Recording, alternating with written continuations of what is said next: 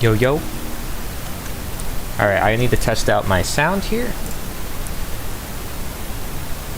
Okay, that's bad.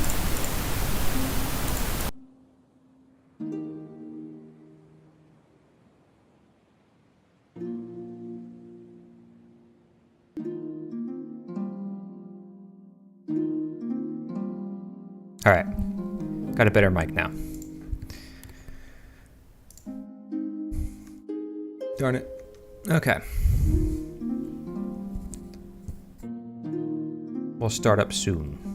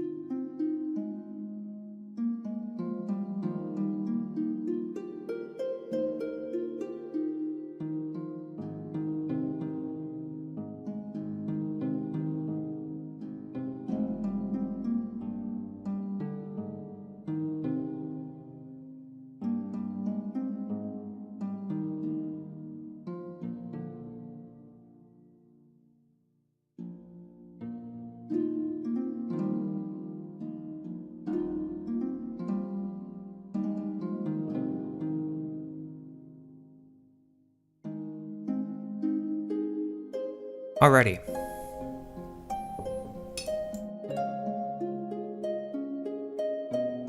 I am gonna call Mr. John Johnny.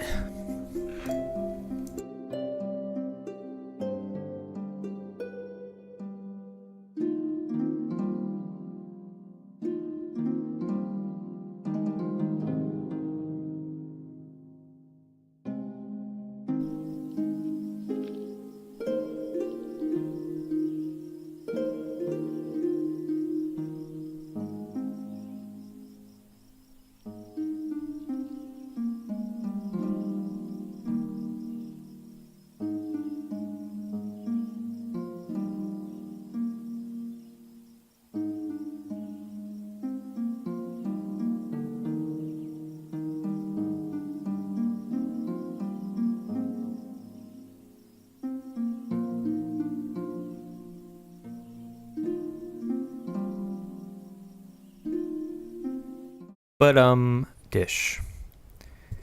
Yo, what's in the hood? How's it going? I have some guests that I'll possibly bring on and we'll do some stuff. Is anyone here from Twitch or YouTube? Anyone from the Twitch or YouTube side of things? Trying to figure things out because multi-streaming is always kind of strange, but what's up? All right, now you're being heard. Hello, friends of the Interverse. Yes, I haven't shown my face yet. Let me figure out what the hell is playing this audio on my end so I can end it. Give me a second. I have a virtual cam. I've got a nice... No, I don't need that. I've got a nice 15th century poem for you. Oh, boy. I think you'll appreciate it. It's not your fault, but it was a thing that did occur after we last chatted. God damn, shut up, dude. Not you. Okay, I got it. Sorry. I had too many things playing in my ears. All right. So are we on Twitch? Hello, Twitch. Hello, YouTube. Yeah, Hello, YouTube all and three Twitch. And/or one person on either. Hopefully, maybe more than that. Yeah, that's the problem with me going live. My videos get way more traction than live streams. Well, that's because people aren't expecting to get there, and also you're not monetized, so people can't just donate money to you like they should. That has nothing to do with it. Whatever. So here's a nice little poem from the 15th century from William Henley.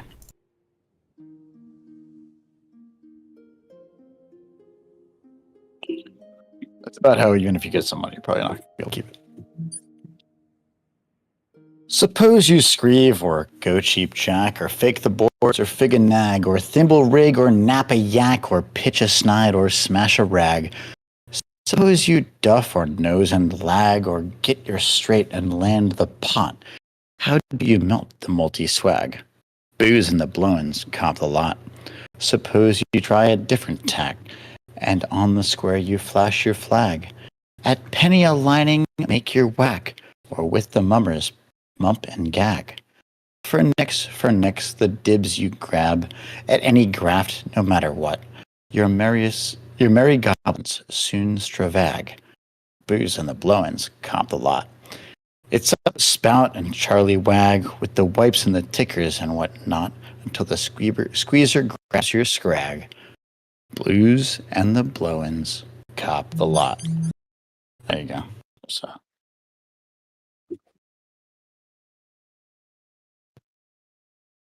No, that was actually just me getting text messages. I have the Metal Gear Solid menu opening sound on my phone.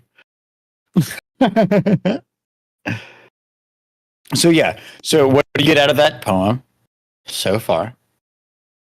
Okay, I have no Booze clue and how the I got Blowins what I cop got. the lot. That's all you need to get out of that. I have no clue. Okay, what do you think booze is? Beer. Okay, or liquor is fine. What do you think blowins are? Is that cigarettes? Or cigars? It involves Pipes. a lady. Oh, okay. All right. So what is the story that you're talking about then? Is it not stream appropriate? What's going on? No, I mean, unless 15th century fucking poems about how you're going to lose your money due to fucking hookers and booze is the problem. Oh.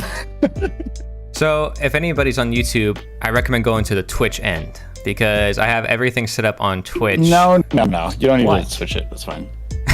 Oh, yeah, well, don't switch it for me at least, because I ain't sticking around long. John still hasn't How tried dare his you. mic, so it's fine. All right, I popped out the YouTube chat so I can watch it because I'm mainly watching Twitch. I have the Twitch chat open. I don't, restreaming is difficult because I can't do both at once. It's kind of tricky. Oh, you just used custom. You just used the plugin for multiple RTMP outs on OBS. I've seen that. Yeah, I just never messed with it. Well, actually, I think it's built in now. I don't think you even need a plugin. Have you seen the new pixelation filters? They're awesome. Pixelation. Yeah. You can do like full pixelation filters on and pixel blurs on like mosaic type shit on OBS natively now. Okay. Are you guys there? Yes. Yeah. I need to up your volume. John, do you want to hear a poem that I want to get your opinion on this poem? You did not hear the poem, right? I know Corey does not want to hear it again, but it's not too long. Go ahead. Go for it. John, you there? Can you hear us? I'm here. If you can't see me. Yeah, we can see you. Can you hear us? Bro just woke up. He just woke up from like a 15-minute nap. Okay. Cool. All right, John. So this is a poem from the 15th century. Hold on, it's a power nap. I've got videos to edit. All right, John, okay, whatever. I put Here's you a on the poem screen. from the 15th century. It's William Henley. And it's about how... So I want to get your input on this because Corey clearly didn't have any. And I think you're going to get a different thing out of this than he did. It's about how even if you get money, you're still probably not going to keep it. All right, here we go. Suppose you screeve, or a cheap jack, or fake the broads, or fig a nag, or thumble rig, or nap a yak, or pitch a snight, or smash a rag. Suppose you duff or nose and lag, and get your straight and land the pot. How do you melt the multi-swag? Booze and the blowings cop the lot. Suppose you try a different tack, and on the square you flash your flag. At a penny lining make your whack, or with the mummers mump and gag. For nix, the dibs you grab at any graft, no matter what. You breed goblins soon stravag. Booze and the blowings cop the lot. It's up the spout and Charlie wag with the wipes and the tickers and whatnot until the squeezer grabs your scrag. Booze and the blowings cop the lot. How did you even find this? John, what do you think they're talking about? Well, since they mentioned the mummers, it's definitely Philadelphia related. Maybe. I don't think so on purpose. Perfect way to start the stream. No, so. there's only one mummers, bro. And they march That's down fair. the street, Broad Street. So, but when the squeeze grabs your scrag, and what about booze and blowings copping the lot? Well, the What do you think they're tweaking talking about? grabbing your scrag sounds like me getting robbed at the bar that time, the dive where Mark talks on Wednesdays. Are you faking a broad or figging a nag? Are you tumble rigging or napping? I'm faking a broad or faking a nag. It's because I'm trying to chase something away that's coming at me that I don't want to have. So what if you get straight and land the pot? Does the booze and the blowings cop the lot? I feel like I'm at Apex's Oasis at that moment. Suppose you try a different tack. Mike says he's going to be here for like 15 minutes, so I I want wasn't sorry, planning on but- hanging too long. Yo, I laughed so hard. We were in a Zoom call with Jim Gale earlier, and I laughed so hard. what? Because of Mike, he's like insulting me He live. called him. What did he call him? It's not you at all. Gale? I called him Monsignor Gale. I thought he called him Sir Gale. I call everybody Monsignor. It's fun to me. Whatever. Monsignor's like a weird. It's like saying There like, he is on howdy my or screen, aloha. running past. That's him leading a tour of people. I see that. Oh man, he seems like a nice guy though. Yeah. Dude, Jim No, is and super awesome. I respect anybody like trying to teach people how to like grow Ever food and think stuff. that That's Jim great. isn't super awesome? Jim is No, like that's good the shit. greatest and latest, bro. So I He's got a bunch figured. of 20-somethings running this program for So, him. no, like, yeah, he so- knows exactly what to No, do. This is shit. My fault. Please continue, Corey. Oh no, I'm just saying, like you can do whatever you want. You can ruin my stream if you want. Hold on. So finish the poem. What was the part that I But didn't you're making get, it better though? right now because I didn't expect No, you to well, read just poems. basically it's all about like you making money gambling, and then the booze and the blow-ins cop the lot. Is like the final phrase. It's always like a gamble, times. though. Everything we do is a gamble. True. So, Yeah, but the point is, the booze and the blow-ins cop the lot. You know what booze is? You know what blow-ins are. He didn't get the blow-ins part. Listen, I got the blow-ins if part. Did you one get was the beer, blow-ins the other part? one was cigarettes. I mean, come on. No, it's Sounds not like relapse mode. It ain't cigarettes. It's hookers. Oh my god. Anyways, now we move on to the other content. Anyway, 15th century. Hold on, are these questions on the upcoming game show? I got here late. No, this has nothing to do. No. So you did it. So Corey, you did ask me where I got them from. This has I'll send nothing you the to link. do with the Actually, game it's a show. phenomenal. It is a phenomenal video. If you haven't seen it, from one of the best card illusionists, Ricky J. His old HBO special with Is this Ricky somebody J and you his play 52 chess with? assistants. Okay, I have a No, question. fuck no. This guy's probably dead now. Did you guys get the notification for when I went live? I'm just curious. I did not look. Sorry. Just check. Just check for me. No, I was like getting calls and talking hold to on. people the whole time. Actually, I wanted to tell you about that. So you put up a video the other day that I really wanted to watch, and I was waiting to get the notification. Now I have the little bell clicked for notifications for your YouTube, but I did not get the notification. What I did was I went back in and I unnotified it and then re-notified it to see if it'll let me know. You Now, it did let me unsubscribed? know about, No, I was kidding. hold on, it did let me know about your most recent video that you posted today. And I just did that today because I was upset because that video that you posted that I wanted to watch was the event that you hosted that I missed with Cameron and the Food Forest. And I really wanted to see that when you uploaded it 3 days ago, almost 4 days ago now. Yep. So, you know, like I had to go back and rewatch it, and it took me time to go back and do that. Yep. It shouldn't be this difficult, though. But see, these algorithms, I think, are tricking us and sending us through a loop. Yes. We're under attack. Just kidding. Don't worry so much about the algorithms. Taking a piss, do you think? He's just catching on. We've Well, been under attack, son. I've been trying to tell you. So Mike, I made a video about this. It's called Important Tips for Controversial Content Creators. I got word from a guy that has like 500,000 subs, and he told me I'm getting censored, but it's just in a certain way. So anyways, I'm trying to turn this thing on. I can get a second monitor with a tablet.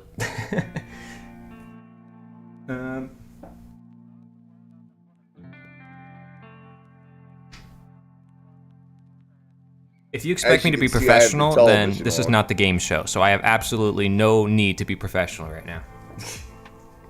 That's fine. As you can see, I have TV on. I'm watching TV. Nice. It's the video I've been editing for weeks now since I've been home from Philadelphia. Oh my gosh, all my wires are just like tangled up. Well, we'll forget about that for now. I'd be down there like scrambling through wires all day long. Oh wow, we got an actual comment. Oh nice, it's a bot comment. That's what I'd love to see. Classic Twitch. I can't get I should keep it there because it makes it look like I have I feel like, makes it look I like feel I have like a view. giving up on Twitch. Well, let's see. I can't even. Me with that attitude. Oh, I Yes, could ban with that timeout. attitude. Sorry, you're correct. Yeah, you'll be fine. If you do it more consistently. I don't live stream consistently, like at all, so I don't expect people to necessarily show up as much.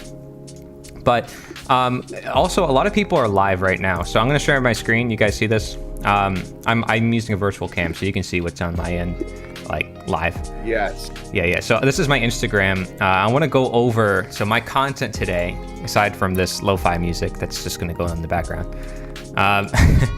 My content today is going over some of the comments on Instagram because I literally have like thousands of comments I've never read ever. And some of them are kind of funny because Instagram is not where you usually find people who watch the content. Have self-respect because they have Facebook accounts. Yeah. Yeah, right. Oh, John, where'd your camera go, man? Oh, I'm still looking at it. It just stopped showing on my You screen. covered it That's with your weird. camera on your different scene. Here, John, with you on my screen, it looks like there's just too much going on. I'm sorry. What a fucking Get surprise! rid of me, Eh? Dan. It's like I feel like I can't fit all this stuff on the same screen. Listen, everybody wants to get rid of me. It's cool. So I have a lot of the same video being clipped on my Instagram, if you guys see. But like I also have some variety here and there, and it depends, right? Some of it is edited, some of it's not. Some of it's like animation, some of it's not. Some of it, like this is Lark and Rose's movie. And this person said, saw this at a premiere in Arizona. There's a lot of events going on in Arizona, actually, That's which is surprising. cool. Someone saw it in Arizona. That's awesome. Yeah, it is cool. All right. And yeah, like this one, for instance, like 7 comments. I never looked at it, and I didn't know how to reply. I tried replying at the time I got these, and I wasn't able to do it. I don't know why, but it's like Instagram was weird the way it works. But I did reply to those people. But there's this one that keeps getting traction that I did of Jim Gale. Where is it? This one. Look, it's got 6,000 likes. How many views does this thing have? I don't know. It's not telling me. If it's more than like 1,000, I don't really care. There's like 60,000 views, I think. On this Yeah, one. then that means there's too many movies watching it. I don't care. Yeah, but the comments are always the most funny. The more people that watch it, the more like you just get the most random comments. I'm joking, but yeah, fine. Go ahead. Hold on, is that the funny one where he's like walking around just plucking fruit and like, yeah, this As is long, like as long as great. it isn't just a stream where you just like read comments on the internet, because it's like, for real though. Like, Well, no, I actually want to go through some of these comments. Like, look at this. Like, welcome to capitalism. Have a great day. Like that comment actually got 9 likes. yeah, based. Give it a fucking another like. That's worth it. Yes, exactly. Fuck off. Well, let's see. I want to know, like, what are they talking about? Jim Gale's a boss, though. So Okay, anything let's he get some puts in- context. Why are like, he's people the best watching? endorsement I've ever seen. So, I like, don't know, because they are in like a fucking weird bubble that Facebook fed them into. well, I tagged. Look, I did hashtag Joe Rogan, hashtag Robert Kennedy, hashtag Tucker Carlson, Donald Trump, and Bobby Kennedy. And because he mentions their You see names the in the very picture beginning. that I sent to Okay, you so with Jim auto-associating. Gale hugging on Kennedy. You did send me the Gale with Kennedy, but I don't know if you want that out there. Well, it kind Hey, of like whatever. it kind of brought a lot of people is to the all video. political still. Let's just see what the Well, I mean, video is that was about. I before forget Kennedy exactly what he proved says. that he was, Probably like, a super pro-Israeli war hawk piece of shit. Whatever. he probably says something along the lines of "We need to grow food forests and stuff." Of course. If Joe Rogan and Tucker Carlson and Russell Brand and Bobby Kennedy and Donald Trump got together for a common message, a very simple message. The message is, let's take the poisons out and grow food instead of lawns. I know it sounds simple, but when we together call out Home Depot and True Green and all of the corporations that are spraying Roundup and glyphosate and chemtrails and putting fluoride in our water, and we come together very strategically and we share with our audiences that these chemicals are toxic and they cause harm. True. This is the message that will crumble the whole system We can't from hear. the inside Or I out. can't hear, but I assume the stream can. We win this war. At least you can read the words on the screen. And the Garden of Eden is our prize. Barely. It's time to come together right now.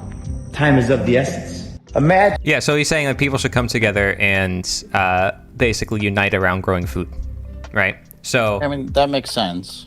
and that's basically what he's saying in this clip. And some people, they like welcome to capitalism. What does that have to do with the video? John, do you have an? Oh, John's not even here. Yeah, of course. The answer is, own your own land. It's just a bunch of jealous renters, that's all. Well, he says, "LOL" to people who think Russia is communist. Yeah, that's honestly like fucking stupid and like 30 years old. Yeah, he must have been college. replying to someone who deleted their comment because I don't see the other person. So as soon as the link is available for Mark's presentation, you're going to post that under that comment.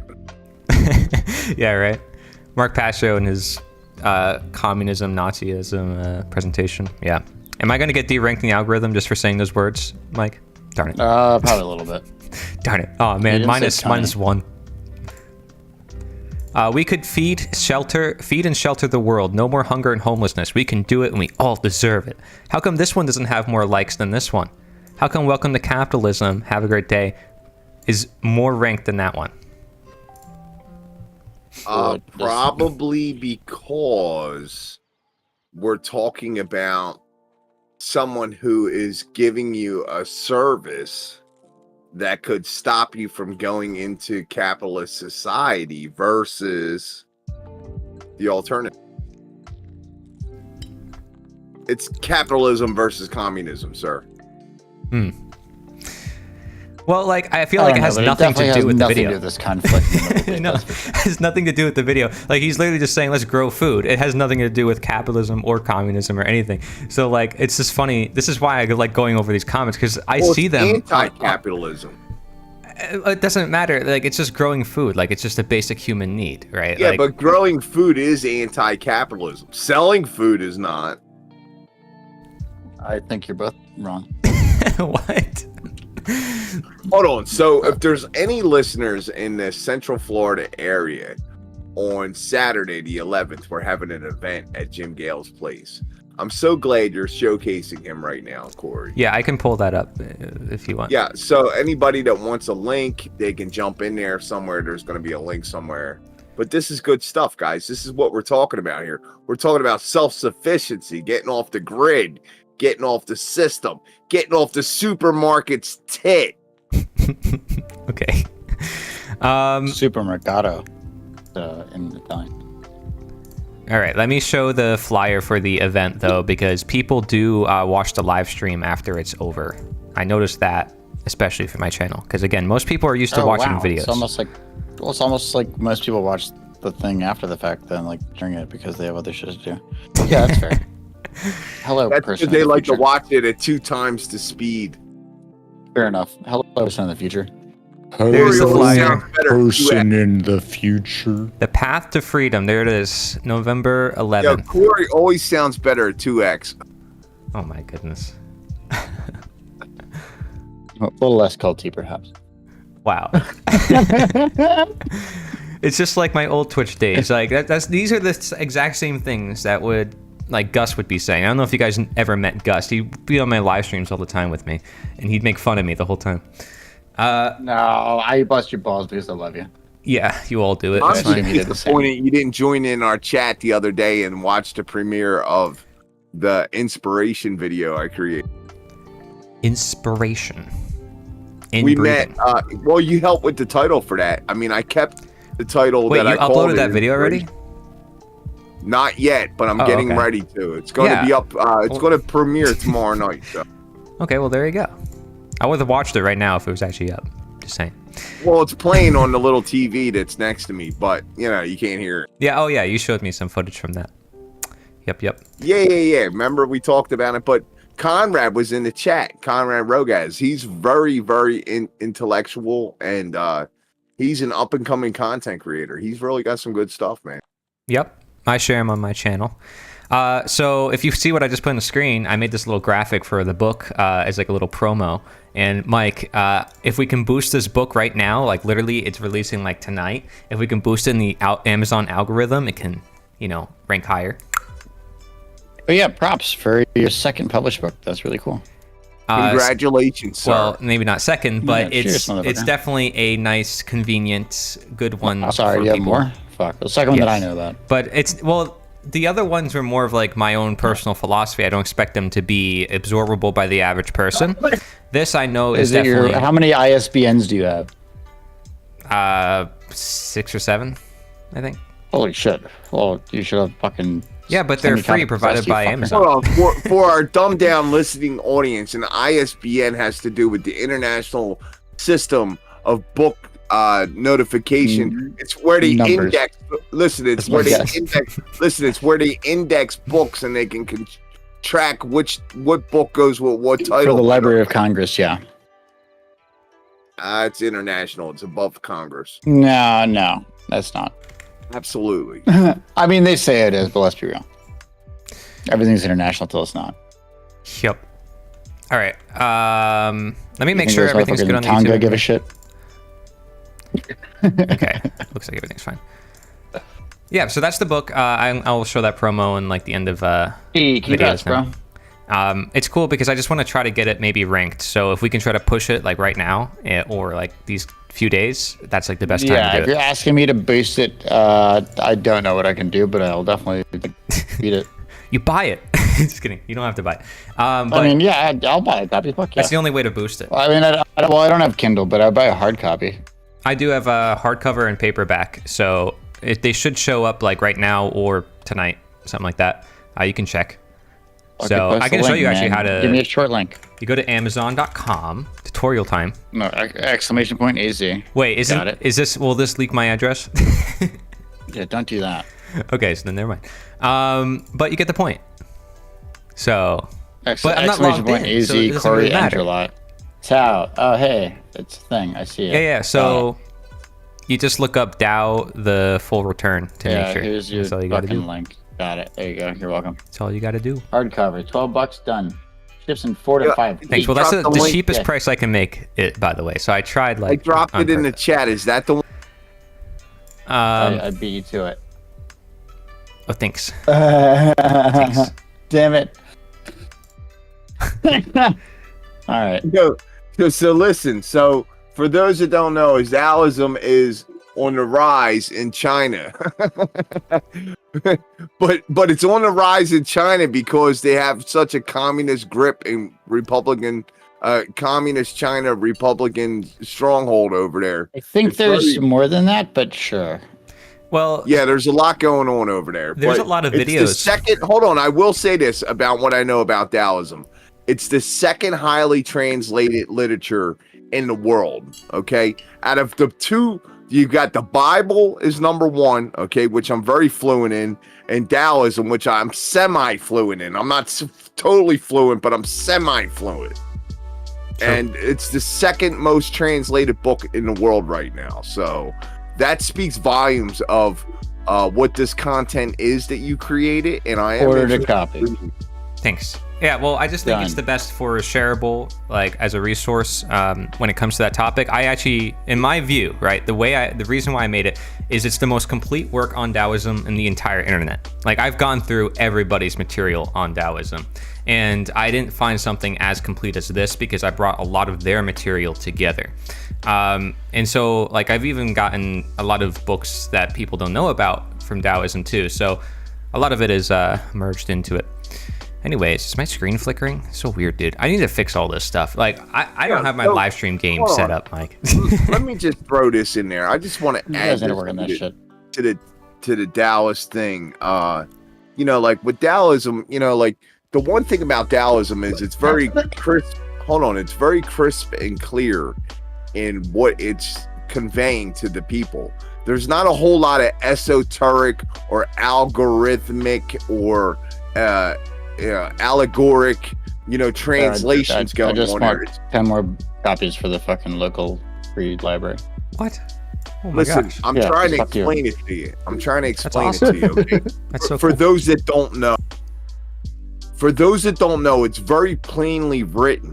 Okay, you don't have to spend hours reading it and meditating over it and trying to decipher what's meaning behind this meaning and all this other stuff like you have to do with the Kabbalah or the Torah or the biblical Gospels or the old texts or the Dead Sea Scrolls. You don't have to spend hours trying to decipher what they're saying. It's very plainly written as long as it's translated correctly.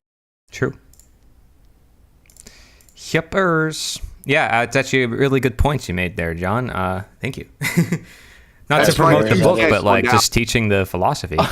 Just gave a little bit of a introduction. I was trying to check on the YouTube and what it looks like, and I was For trying to any see if of the our flicker. natural law listeners, anyone that's involved with white or dark magic that is Go watching thumbs up, this you fucks. broadcast, there is an alchemical version of Taoism that you can research and develop and understand and have True. a better incorporation in your your personal belief systems, whatever it is. Taoism's pretty cool in a lot of ways. The Gremlins, actually, the movie The Gremlins, believe it or not, comes from a Taoist type of background. I didn't even know that. I mean, I don't know where. Way is the Tao. The Tao is the way. Well, because like I know like Kung Fu Panda and the Last Avatar. I mean, Avatar: Last Airbender, and some other shows like Star Wars are based on Taoism. But What about Bruce Lee with the way, bro? well, yeah, the way of water and all that. Yeah, the way and be like water, my friend. Yeah, that was making a lot of traction not too long ago with Bruce Lee talking about the way and like be the water in the cup and all that kind of stuff. That was going on for quite a while. Mind like a teapot. My uncle actually went to high school with Bruce Lee and fucking Jimi Hendrix out there now. Mike, you're my tech support and you're here right now. Why is my camera flickering? What's going on? Because you're running too much shit. What? That's not. I don't even have Your anything system open. sucks. No, I'm not saying That was the polite way of saying it. No. You're probably just trying to have too many things like fight over your camera. That's my guess. Maybe that's true. I mean, I just have a virtual cam open. Anyways. Yeah. Well. You typed. Anyway, I gotta split. I said, hey. Okay.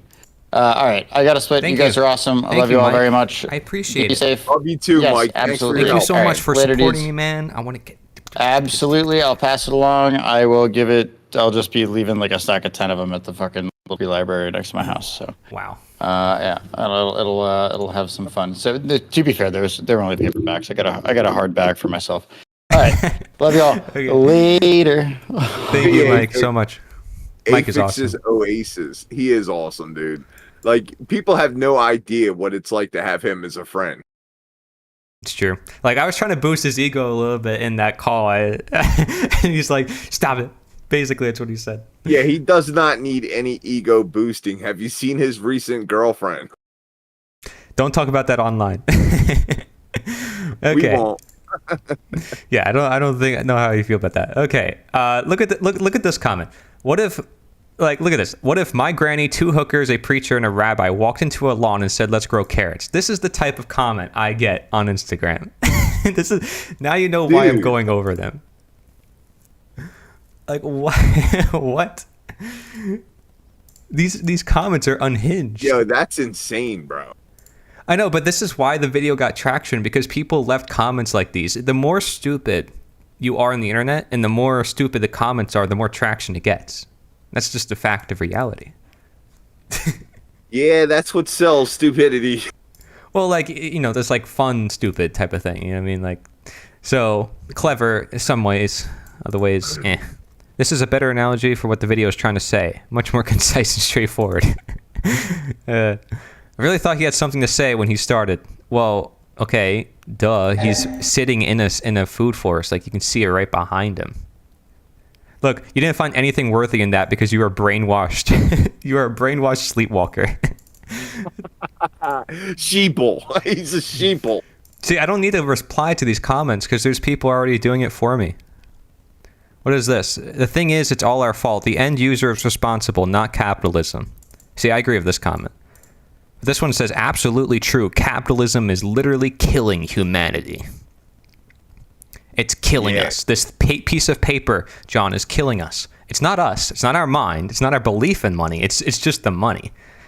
I'm just kidding. Well, like, I agree with them to an extent, right? Like, obviously, money is a very dangerous thing where you have to live by it. You and I talk about this a lot. But, like, it's also a tool. Oh my God, don't we talk about it? Everyone around us is so obsessed with money. Yeah, that's the issue, And we're right? not. Yeah. Let's see. Mike sent me a I message. think the most successful people Oh, yeah. understand that money is nothing more than a hammer or a screwdriver in the accomplishment of goals and agendas. Yeah. I mean, it's the thing, right? It's like money is a tool. Technology is a tool. These things can be seen as very dangerous, but the fact is, people can use it for different purposes. Because I consider money just a form of currency, like apples and oranges. You have an orange, I have an apple. I give you an apple, you give me an orange. But like that form changes the form of money, and the form we currently have is obviously not a really good form. It's not based on gold and silver. It's not based on freedom, right? It's based on debt. So it's a totally different type of currency, I would say. So it kind of gives a bad taste. So not to get off topic, but you were talking about your book and Taoism and stuff. Like, it's really interesting. Like a lot of the new age people that I've spoken to over the past couple of years that I've been actively involved with, like teaching chakra systems and like, doing astrological charts for people and flipping tarot cards and practicing aerial yoga and all this other crap that I've done, right? That they don't understand that like Taoism has this whole thing going on with the way of the pure brightness and the teaching of the great unity, and the correct method of the celestial heart. Well, how do you know about this? Like, what have you read into? I've read the whole thing, dude. I read all of it. I read different documentaries. Cool. I watched different documentaries. Like I'm pretty familiar with a lot of religious texts, bro. Yeah, because you're mentioning a lot of valid points. I mean, you're mentioning things that even people who study just the philosophy side of things don't go into, like the celestials. Yeah, I'm actually interested in picking up this book that you have. So it's definitely going to be on my to-do list the next time my income comes in. I'm still learning from my own work. I think it's a very good work because, again, like I said, I brought a lot of other people's works together. So like I sort of just aggregated the material. You know how like Mark Passio says for his natural law seminar, he's an aggregator. He brings everything together. It's basically what I did here because I felt like it needed to be done. And so I'm still learning from it myself. But I do provide a lot of extra input that wasn't in my presentations. So it's pretty cool. Well, one of the things that I hope that you focused on in this book, and I don't know if you did or not, is that the thing with Taoism is it doesn't really separate divine masculine and divine feminine the way that the New Age movement does. It kind of just like incorporates it like it's your natural abilities, it's your natural being. And a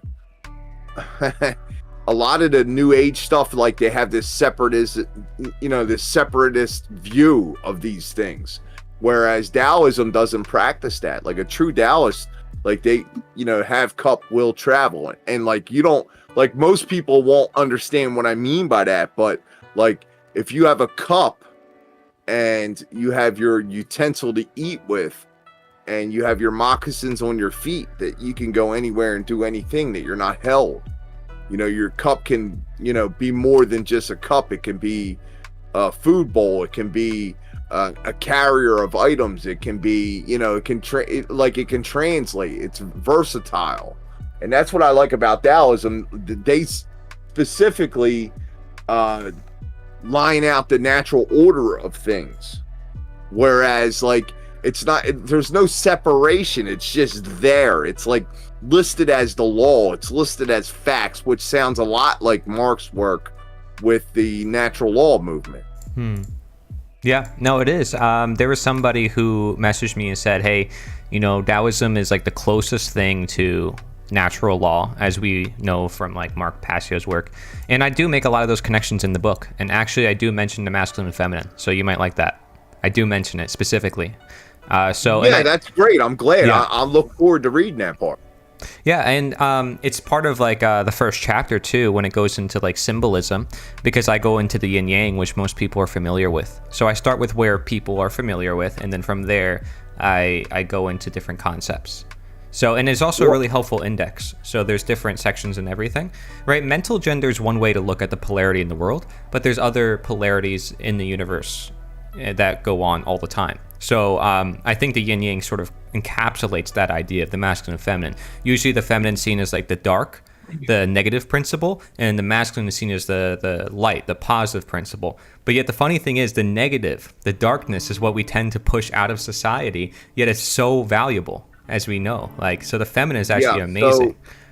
So I've actually been hinting at that in some of my most recent works, whereas you would not be able to experience, and we've talked about this when we had the mental health of humanity in your slavery summit. Yeah, we talked about this. I wouldn't be able to experience anything on a high level of happiness and joy and positivity had I not experienced things on a lower level of negativity and sadness and corruption and those kind of things. Like, so like that's like a big part of my work. Like I try to incorporate that in there. One of the things that attracts me about Taoism is that it does have the yin and yang factors, which is like a constant balance, which is something that I strive for, because I was born under the sign of Libra. Okay. So like, you know, like my astrological chart is all about balance, you know, balancing this, balancing that, and then seeking justice. So justice is like one of those things where it's like, yeah, man, like it's heavy, dude. Taoism is heavy. Like a lot of people aren't going to get. Get what? They're not going to get it because they're so stuck in their propagandized, brainwashed, mind controlled that's kind mentalities. of why I like this. Like some of your Instagram commenters have said. Yeah, well, I mean, they're approaching my content from a 1 minute perspective, right? And obviously, this is a clip of Jim, not even what I'm talking about or what Taoism is about. But like, I do think the average person might be open to this perspective. And a lot of people in our community have not taught from this perspective. It's a whole different worldview. In fact, I might want to invite my friend Techno Liberty. You've never met him. Yeah, invite whoever, but I'll say this while you're doing it. Sure. Okay, so the reason why that is, unfortunately, is we've been so isolated from Eastern philosophies and the benefits of Eastern philosophies. Everything from the chiropractic to the acupuncturist to the meditation and just being one with the moment and things like that. They're very recently new to Western civilization philosophies and religious practices. Yeah. This is something that in the East they've been practicing for quite some time now. Yeah. I've done a lot of research with Eastern philosophies, Eastern religions. I've read a lot of books on it, and the reason why I have that interest in it is because mainly is that there is a balance, there's an order to things. When like I like order, man, like, you know, like they promote so much chaos because they're trying to create a new order. Right. But if we go back and we look and we say, well, you know, like it's not so chaotic when you become more one with nature, when you work towards the natural approach to things. So like, you know, like with that being said, you know, they talk about different doctrines, principles, and like mantras and stuff like that. Like there's a lot of different things in there, but integrity, virtue, like there's like an honor within the fabric of their writing. Yes. And like those that have practiced this belief system and have created their own writings and philosophies as a result of it, they've all had this like integrity and honor and balance and like I can't think of the word, but it's multi-diverse. It doesn't have, it's all inclusive is what I mean. Like it doesn't have like there's no particular deity or God that you must worship. That's one of the things that I do like about Taoism. Like me and you haven't actually talked about you and this philosophy, and you've been talking about it in a lot of your broadcasts and stuff, and I chime in and I catch and I put comments in and I keep it moving. You know, I got a lot of stuff going on, but like I do like to know what others believe as far as, you know, how this applies to them personally in their lives.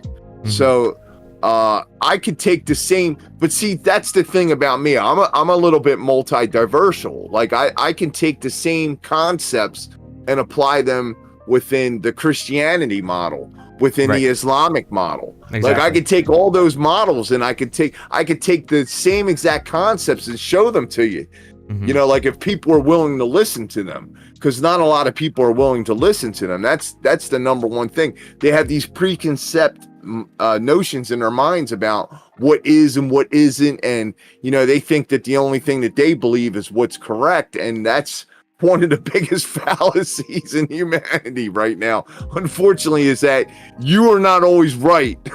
You know what I mean? And like, you know, you have to do some homework and research to see that, you know, like, or experience it on your own through the natural selection process of, you know, the universe. And Yeah, no, you're right. And it's like that part of the darkness that you don't see.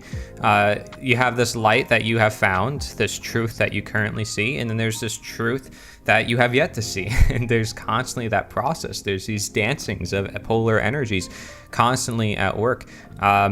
Yeah, you totally hit it on the nail. I make that bridge very often, John, because I want to share with everybody that I know, like especially down here in Florida, everyone in the West, about these Eastern concepts. Like I start from that premises of like, hey, we're in the Western world. We don't learn about the Eastern concepts. We barely even know anything about what they teach, what they talk about, their conceptions of nature. And, you know, or even the people in the East don't even know. Like they don't even know their own philosophy because they're engulfed in their own governments. Of course, China is very corrupt. India is very corrupt. Although you had Mahatma Gandhi talking about peace and, you know, doing all this stuff, that was just gone. Like the minute it was over, you know, assassinated, next leader, because nothing ever sustained. There's some missing pieces of the puzzle that have not been made. And in this book, I share a lot of the modern wisdom that, you know, we talk about with the natural law community and bridging it to the ancient philosophies, especially Taoism, since it never really got the spotlight in society to begin with. Like it was created as the result of somebody who left society, somebody who literally was a rebel of society. So Lao Tzu, he left China. He left China and he wrote the book. He didn't write it when he was in China. You know, and some people think it's a rule book for leaders. It definitely isn't. It's a rule book for everybody, mostly for the people who aren't leaders, because he stepped away. And Zhuangzi was offered a position of power, and he said, no, this is going to make people worse. So, like, these writers, they knew what they were talking about, that the power was the problem. It wasn't who you put in power. That's the problem. The power itself was the problem, because as you said, it's creating an artificial order. It's not allowing us to embrace the natural order that you can find throughout nature. And so you have an issue there. And hey, Fred from the Libercast, he's in the chat. He says, part of the problem... What's up, Fred? Part of the problem is gullibility. Nature is visible spirit. Spirit is invisible nature. We watch the Libercast at times. That's a good way to put it, Fred. I like that. Yeah. I just went into his live stream not even like 5 minutes ago. Yeah, so hold on. I do want to say this about the while you're thinking of your rebuttal in his text message there in the chats. I do want to say this. A lot of people don't know this, but like, you know, like I've been unveiling the things that I've incorporated into my work in the past couple years to people lately. And one of the things I unveiled, I guess it was about a year and a half into the creation of Dynasty Recovery Housing and Lifestyle, was the name of it, Dynasty. Like Dynasty was actually, you know, dynasty, kill self, kill selfishness, kill ego, the things that get in the way of the process of returning back to nature. And it's a nasty process, right? Yeah. So it's great that you're talking about this, because a lot of this came from Eastern philosophy. Taoism is one of the, like, I sat around for weeks thinking about what am I going to call Dynasty Recovery Housing and Lifestyle, knowing that the housing may one day change into something else or evolve or fail or end or close, but knowing that the lifestyle choice that I was making was never going to change, was never going to end. Yeah. And that everyone in my life that does that kills selfishness, you know, and as nasty as it may be at times, kills selfishness, that they would be Dynasty Recovery Lifestyle members for life. You know, like that's just the way it is. Like they're honorary members. Like this isn't the Masons. Like I'm not giving you honorary membership to anything that where you got to be initiated into. Right. You know, there's no mystery school here. It's just you do good things for others and you get in. You know, it's very simple. But that's a Taoist philosophy, like that comes from them. So when you said you were writing a book on this, Corey, and I'm going to be totally honest with you, when you said you were writing a book on this and you started putting out some videos, and I know you weren't getting a lot of traction at first, and I'm sure that will change as more time goes on, but you know, like the bottom line is that people have to help one another.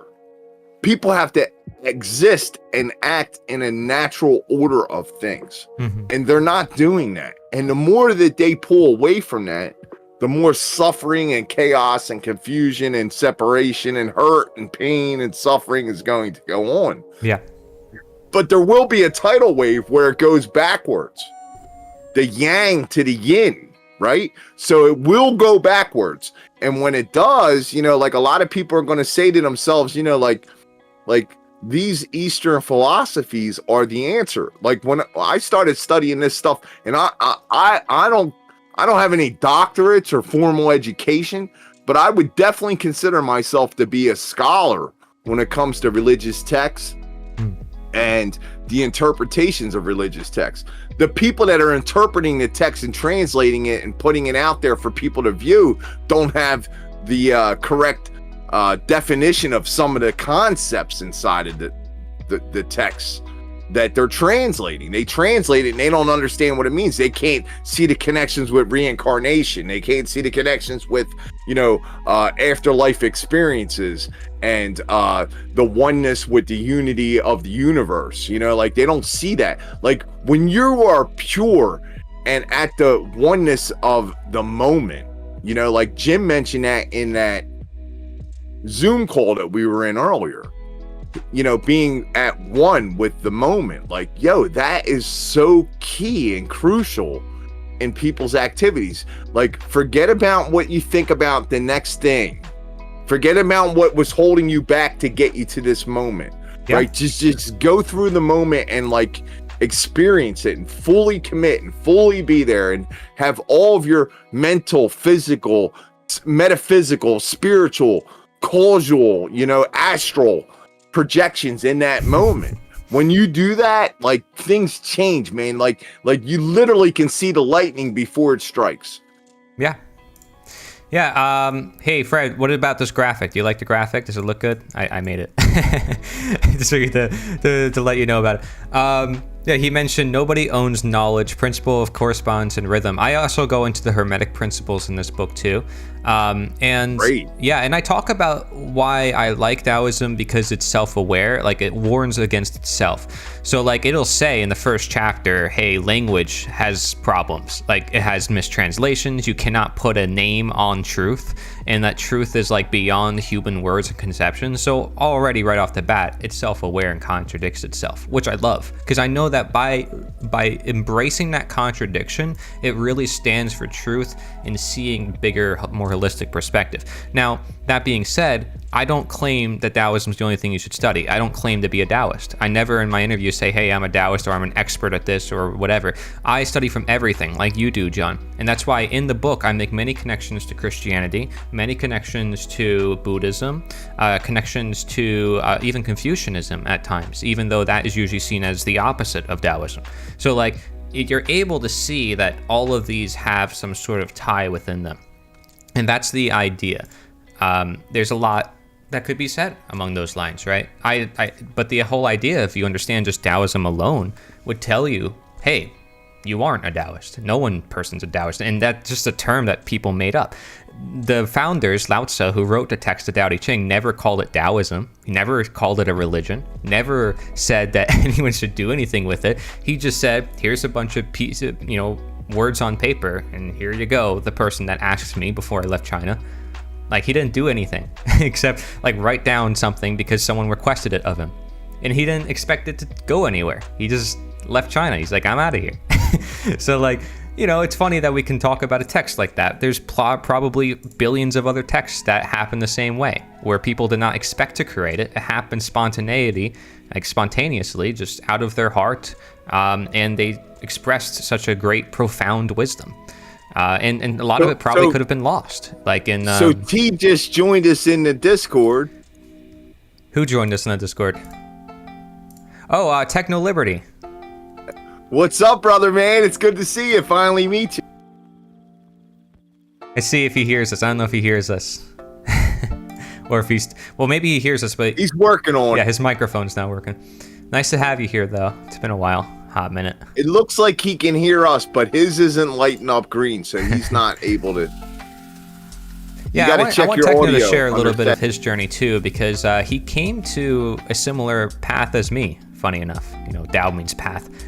He came to the same path as me, and actually in multiple ways. So, there he's back. Let's see. Hopefully, there's no issues. I mean, I don't think I did anything. Hey, No, we Crypt can't Rick. hear you still. You're Crypt working Rick, on what's it, up, though. man? Crypt Rick, you're always here supporting people. Thank you for that, man. Gotta say thank you. Yeah, thanks, Crip. Hey, so John, I wanna watch this. Mike sent me this. Let's just check this out real quick on a Twitter link. So he sent me this. He says, you can call it a presidential election if it makes you feel better, but they all admit who they really work for. For your convenience, a recap of the political debate. Okay, I don't like watching. I don't watch this stuff anymore. So I have no clue what's going on. But I want to watch this because no if Mike clue either. But if Mike linked it to me, it's got to be good, right? It's got to be. Has to be. I'm hoping he did not fool Okay, me. I took off these headphones. Can you hear me now? Oh yeah, Yo. yeah, we got you now, bro. Do you want me to show you like your face on stream? I don't have to. Are you on Twitch or something? Yeah, I'm on Twitch and Twitch YouTube. and YouTube. That's okay. I've shown my face before. Well, right now I'm not, so I'm just saying if you want What's me to, up, I Crip could. Rick? I see you in the chat. And Yeah. I guess basically, since we're talking Taoism, let me try to introduce myself with Yeah, a go little ahead. humor. Go ahead. Statists always ask us, who will build the roads, but they don't know the path. Holding it upside down, I think. That's true. Yeah. It's true. What is the path, Techno? What's the path toward building roads? I love how he started it with status always ask. He's definitely my tribe. So basically, the Tao is the universal principle or energy that guides how things work, and since it's such a deep concept that can't be deeply grasped, it is nameless per se. Mhm. And the main goal here is just to kind of go with nature, not clash it. And what I'm taking away from this philosophy so far is that things shouldn't be difficult, or there is no need to do anything extreme. It's like, look at all these other animals in nature. They don't have any issue finding partners, making love, and reproducing. But humans, we're always doing extreme things. Guys will do extreme bodybuilding. No one finds them attractive. Girls will get these countless surgeries. No one finds them attractive, while animals in nature don't do this crazy shit. Yeah. Yeah, speaking the truth, I love it. Speaking your heart too, because some people may disagree with you, and if that's the case, please show yourself. I want to hear the people who disagree.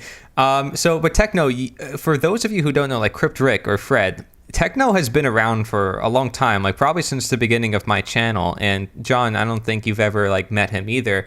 Techno has been around for a long time, and he's always garnered like a little bit of a community on Instagram, actually. And we used to like do calls and meetings and all sorts of things, but he was in Mark Passio's community. Like he knows everything about natural law and Mark Passio stuff. That's how we met, like through Mark, and his work. Right. So that's how I met a lot of you guys. But now, like over time, Techno and Mason Gleason and some others who I also was in touch with when I started, we strayed away from the veganism narrative, and we're trying to open doors, like just see different paths and ways of looking at things. Like we love Mark Passio's work, but we realize there's so much more out there. And I think we're expanding on that. So like, it's kind of cool that there's people out there like Techno Liberty and Mason Gleason who are thinking and questioning even the people in our own community. So I'm just going to chime in here and let you guys know, like for those that watch any of our content and watches Mark's content, like Mark, if you watch his content, he'll specifically tell you that he only has one agenda and purpose, and that's to explain natural law and to convey it to others. He tries to create timeless content for that purpose, right? So like me personally, like if you watch my stuff, I'm all over the place. I got symbolism, I got recovery orientated stuff. I've got, I'm doing weather reports based on weather modification programs. I'm trying to predict the news based on the symbology and geometry, and like I've got a lot of crazy stuff going on, but like like it's one thing that like, like keep yourself into like a focus that you have the most knowledge in, like, and I don't have anything against that. But what I'm trying to do is I'm trying to reach the masses with the overall agenda, which is for people to care, man. People just don't care today, like, and I don't care if people watch Mark or not. I treat everyone equally. Like, you don't necessarily need to know the definition of the word natural law to act in accordance with nature. You don't necessarily have to know Principle 8, the hidden laws principle, to walk around and have care for other human beings. You know what I mean? Like, you don't have to have that understanding of any of the bases in history and the knowledge of history of the religious systems in order to walk around here and have morality. Like, you just don't.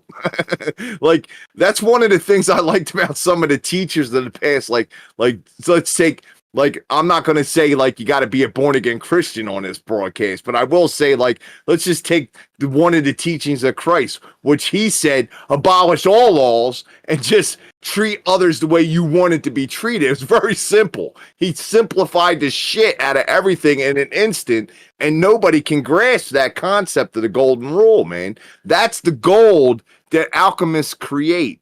And there's alchemists and there's esoteric belief systems within all these philosophies and religions. If you research them enough, they have far right paradigms and far left paradigms within all of them.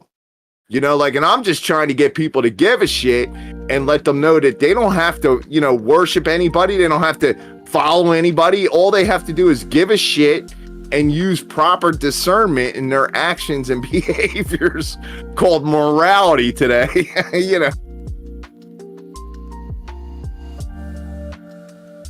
Corey, I think you're mute. Sorry, I'm muted. Thank you. You're right. It's not like we're asking for anything difficult per se. Like Techno Liberty said, it should be simple. The fact that we have got ourselves so much into a hole that we don't know how to get out of is because we dug it up for ourselves, and now we have to find our way all the way back up. So it's like we're in a perpetual darkness we don't realize we're in, and because of that, we're bringing light to it, figuratively, but also, mentally. So I want to watch what Mike sent me. So let's just see what this is. Okay, I have no clue again what this is about, but knowing him, it's going to be some sort of meme. Okay, John, do you see it? Okay. I hope, like, I would not watch this if this was actually the presidential unless debate. You share your screen. I don't know if we're going to be able to hear it unless we watch it on the broadcast itself. All right, then, yeah, get the broadcast open. All right, I got it open. Okay. Techno, you got it open? Okay, am I supposed to click on a link? I just made your video thing bigger. Okay, well, you're not going to hear this. Let's see. Do you hear that? On the issues that matter most to Republicans. Nah. Yeah, see, you gotta open up the stream. Okay, let's check this out. So, let me go to Twitch. Yep. Yeah, you can go to Twitch or YouTube. Don't matter. In the meantime, I'll show people a little graphic I made. Check this out. Teehee. And you can let me know what you think of this too, Techno, if that you think this is a cool graphic. Freedom in all life. Freedom in all aspects of life. Symbolism, alchemy, C.J. Lewis, Leo Tolstoy, Carl Jung, science, morality. Okay, that looks pretty cool. Yep. Basically everything from the seminar, which you watched all 8 hours. Congratulations. Awesome stuff. Thank you for doing that. But this book basically takes everything from the presentation and brings it all together. I expand a little bit more on some of the concepts because it's a book and I can do that. But it brings together mostly everything from the presentation. And then it provides a very helpful index, so you can go to any of the points of reference as well. So I do expand like on the diet part too, like a little bit. Some of the things I've shared with you, Techno, like in private message. So I talk about that because I didn't mention that in the presentation. I talk about certain things that wasn't in the presentation like that. Like, for instance, right now I'm drinking matcha. I don't know how you feel about matcha or green tea, Techno, but it's very common in Chinese or ancient culture. And so I'm also growing green tea leaves. And so how do you feel about tea? Do you do okay with tea or no? I personally don't drink tea. What I've been drinking lately is coconut water and these harmless harvest coconut smoothies. Oh I yeah. haven't drank plain water for a little while, actually. Yeah. Okay. Yeah. I mean, they make a really good coconut water. I will say that. Good quality. You can tell by the flavor. So, that like I've come across only certain brands, but mostly coconut water from Thailand. Are like the best ones I've come across. But Yeah, and I'm struggling to find actual green coconuts in any store I go. yeah, it can be difficult even to find just like what they call young coconut, so you can drink it right out of the coconut. Put a straw in it. All right, so we're actually down in Florida. What area of the world are you in? California. Yeah, so you actually might be able to grow coconuts there. I like how think he we can grow breathed before he coconuts said here that. if we tried to grow coconuts here in Florida, I'm sure we could do it. Oh yeah, no, dude, John, I have a coconut tree in my backyard. See? I know, it's a dwarf coconut tree. It's not a full coconut tree. It's dwarf, so that means it won't grow like 10 feet high. Well, like I don't know, it grows really high. California's multi environmental, so he might live in an area in California where he doesn't get as much heat and sun. But it is possible to grow anything anywhere. You might not be able to get a full-size version of it in certain areas, but if you create a climate controlled environment such as a greenhouse, it can be done. Yeah, it might be done. He's right.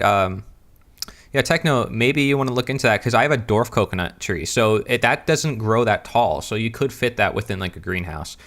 Yes, you or you could. can just come to Florida, which might be a better idea. Anyways, so okay, let's watch this clip. No stalling anymore because I keep stalling. Okay, I have it up, have my stream open. You're probably gonna hear some feedback. All right, I'll mute my mic. Let's check this out. We have 2 hours for a serious debate on the issues that matter most to Republican voters. With that said, let's have a good debate. We have anti-Semitism all over our college campuses. We have our greatest ally in the Middle East under fire from a terrorist group that has committed to wiping them and every Jewish person in this world off the map. Judeo-Christian Foundation. I would be telling Bibi, finish the job once and for all with these butchers, Hamas. They would wipe every Jew off the globe if they could. I'm sick of hearing other people blame Israel just for defending itself. We will stand with Israel. The first thing I said to him when it happened was I said, finish that. To support Israel with whatever they need, whenever they need it. The last thing we need to do is to tell Israel what to do. It is not that Israel needs America. America needs Israel. The founding vision of Israel. Israel has the right to Wipe Hamas off of the map. We will support you. We will be there with you. We'll stand shoulder to shoulder. There will be no daylight. America is here, no matter what it is you need at any time, to preserve the state of Israel.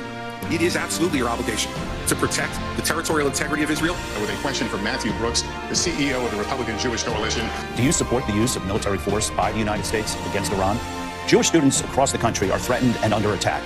What do you say to Jewish students on college campuses who feel unsafe given the dramatic rise in anti-Semitism? I think the scourge of anti-Semitism across this country, it's sad to see. Anti-Semitism is a symptom of a deeper cancer in a country and a society that is lost, and we are lost. Any campus that allows for anti-Semitism and hate, you should lose your federal funding today on visas who are encouraging Jewish genocide.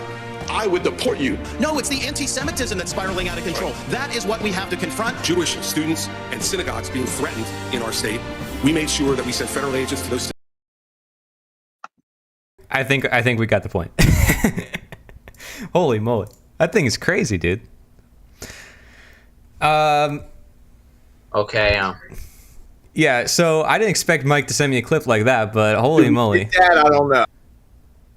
That's I mean, I'm not gonna go into detail, but like holy moly, that's just self-explanatory. They're all on the same position, and so quite interesting, right? I'm sure they disagree with pretty much everything except that. Anyway, some of our colleagues and friends and associates have been falling down this rabbit hole of this new contender in the Republican side of things. And once again, I'll have to refer and defer and go back to Mark Bassio with his government is slavery statement. Like, I don't care what you put into the broken system. You cannot use a broken arm to repair a broken arm. So it's just not going to happen. And so I don't know, like watching these kind of things, it's just, for me, it's it's a side note to what's really going on. Those people that you seen on that screen a second ago, they are so out of touch with reality and like what it's like to actually be in the situation of going to the store and purchasing a gallon of milk, going to the gas station and filling up their car with a tank of gas, punching in at a job, or like any of those kind of things. Those people are out of touch. They don't know what it's like to be the average Joe, the average schmo, the average, Bobby Joe. They're just not there, bro. So like, I don't pay too much homage to these people. I had a good friend of mine the other day telling me that he's on the verge of not voting because he feels as though his vote isn't going to count. And, like, my argument is this. If you believe in the political system, okay, and you really believe that change can occur, you may be able to vote for local people, like maybe your local representative or your local local city council, or your local township people. You might be able to vote them because they're real people and you see their actions and activities and how they're being influenced and what they're actually partaking in on a daily basis successfully. Even maybe a post of sheriff or judge.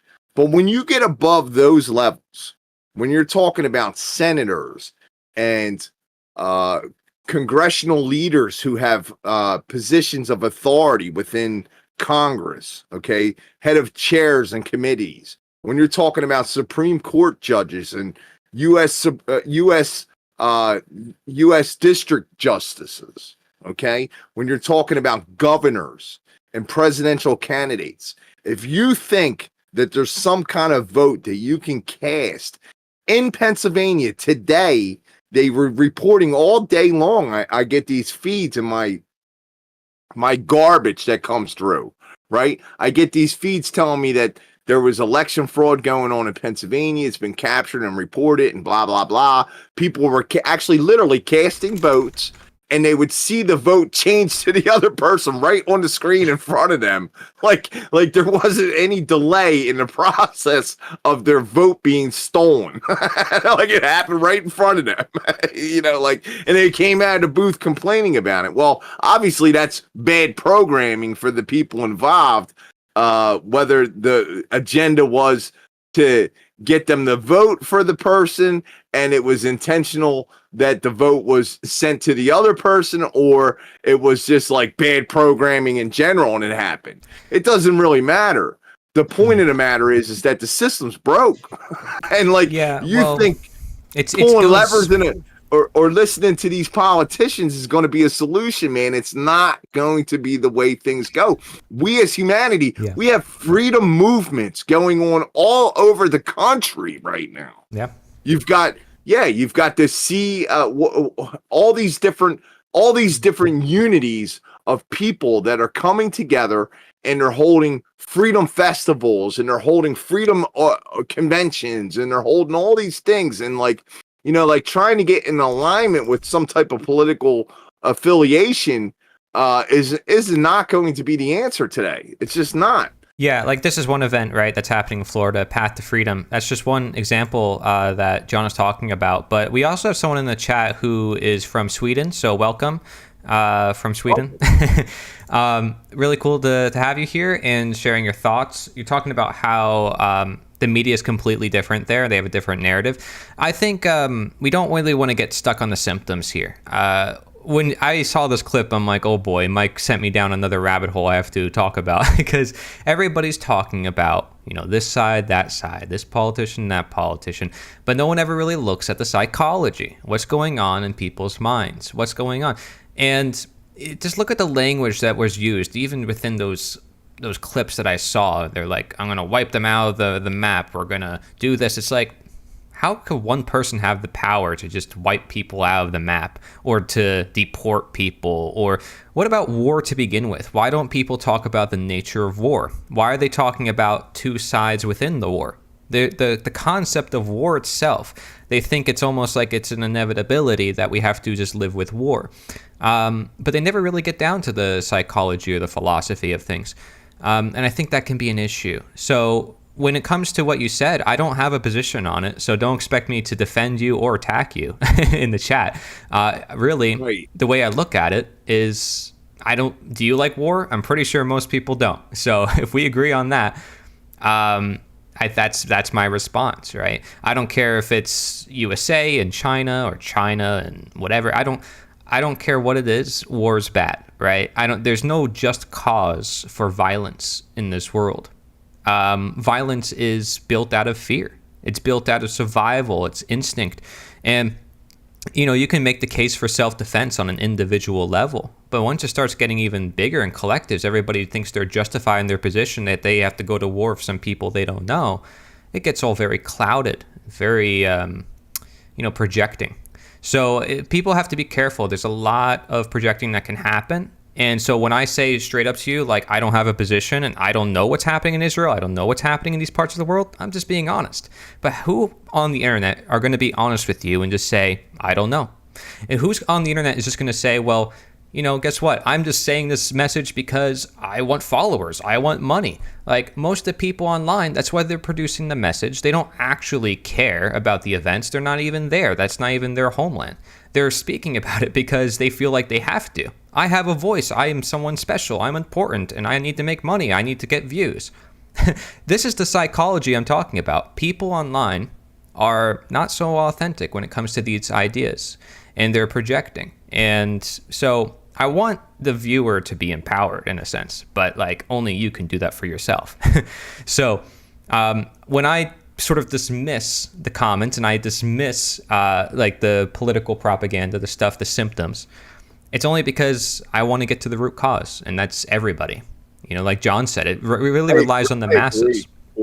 It doesn't rely on these few people in charge. We're the ones who give them power, and we're the ones who carry out their orders. If you want to change the way the world works, you change the people, not the people in power. Those people in power are not even people. And you also have to go after the sources of what gives them the power, man. Like, they have the power they have because we keep giving it to them. Right.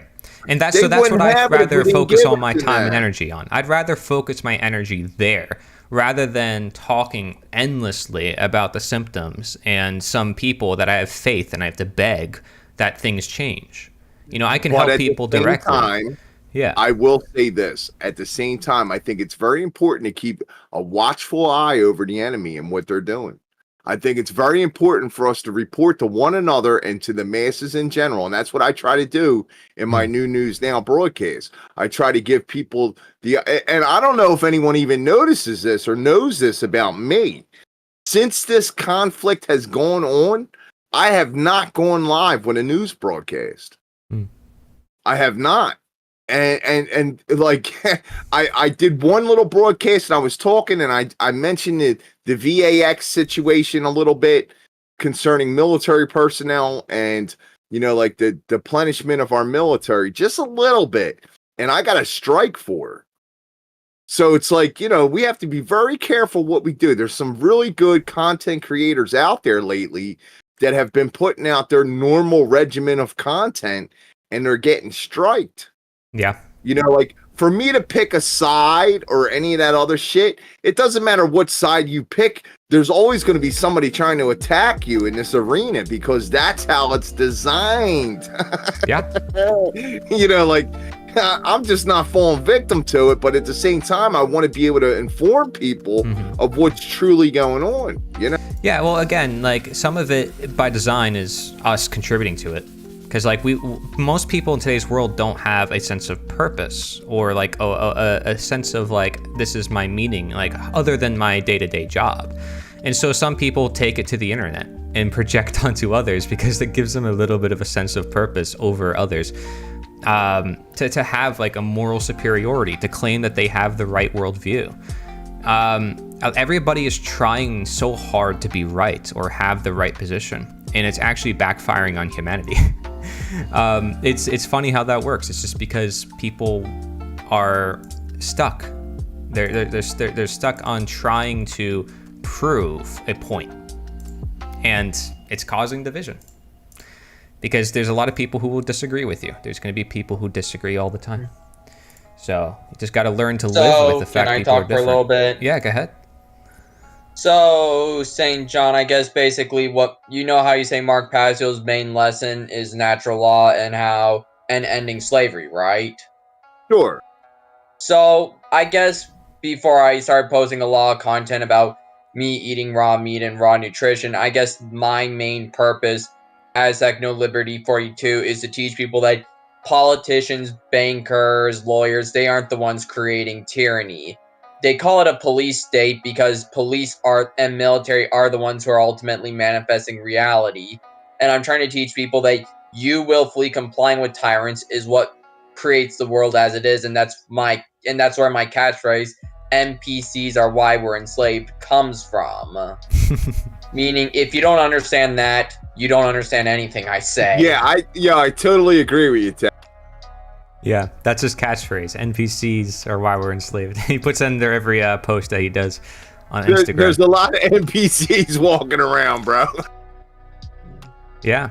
So, true meaning, he told me, it's like, I can't use the word slave. I can't say politics. I can't say these words on my new channel if I want to actually get somewhere in the algorithm, because he says these are the words that YouTube picks up on. Now, I don't care. I'm going to do whatever I'm doing. The word slave is one of them? Yeah, he says you should not talk about. I know. So it's like, what if someone actually is? It's like, how are you supposed to bring awareness to it? I don't know. I'm not going to challenge it. Just the way it is, right? The algorithm. Hold on. I'm just curious. That's one of the words, though. That's a little unusual. You would think definitely the is it real and the Gaga strips and all that other you get that, you know what I mean? The jabs, you get that, that's mainstream, and right. Anybody that talks about those kind of things, but really slavery? Well, yeah, it's like anything that's evil. You can't show war footage. CNN could show war footage all they want on YouTube, and no one, they're not going to get in trouble because they're I grew up during the Gulf War where they were actually in the Jeeps driving around while the war was going on. It was crazy stuff to watch. Yeah, the algorithms are crazy. I just wanted to throw that out there because, it's one of the things I'll have to know about. I've been trying to tell people to make a new channel. That link from that guy, man, he was one of the ones that, I've been following him for a lot of years, Monograph. He actually put that formula together. That makes sense because you're actually stacking all the way down until you get to the Google YouTubes. And then when you launch it, it's it's projecting off of what's already there. So it's yeah, I shared that. I shared that, John, because you shared that with me. It's another tip I shared in my video, important tips for controversial content creators. But the other thing is don't try to create a YouTube channel today without having a new phone number to go with it. Serious business. You can't create another YouTube account, another Gmail account without a phone number. So, of course, if your phone number links to the original phone number for your other content, that's going to create a problem for you. I'm not sure exactly how it works. We all know that it's things are getting a little tight. Anyways, yay, my face is flickering again. That's cool. Gorang, I don't know how to say your name. It's not a cool flickering name for us, and it's not flickering on YouTube, just so you know. Well, it flickered 5 seconds ago.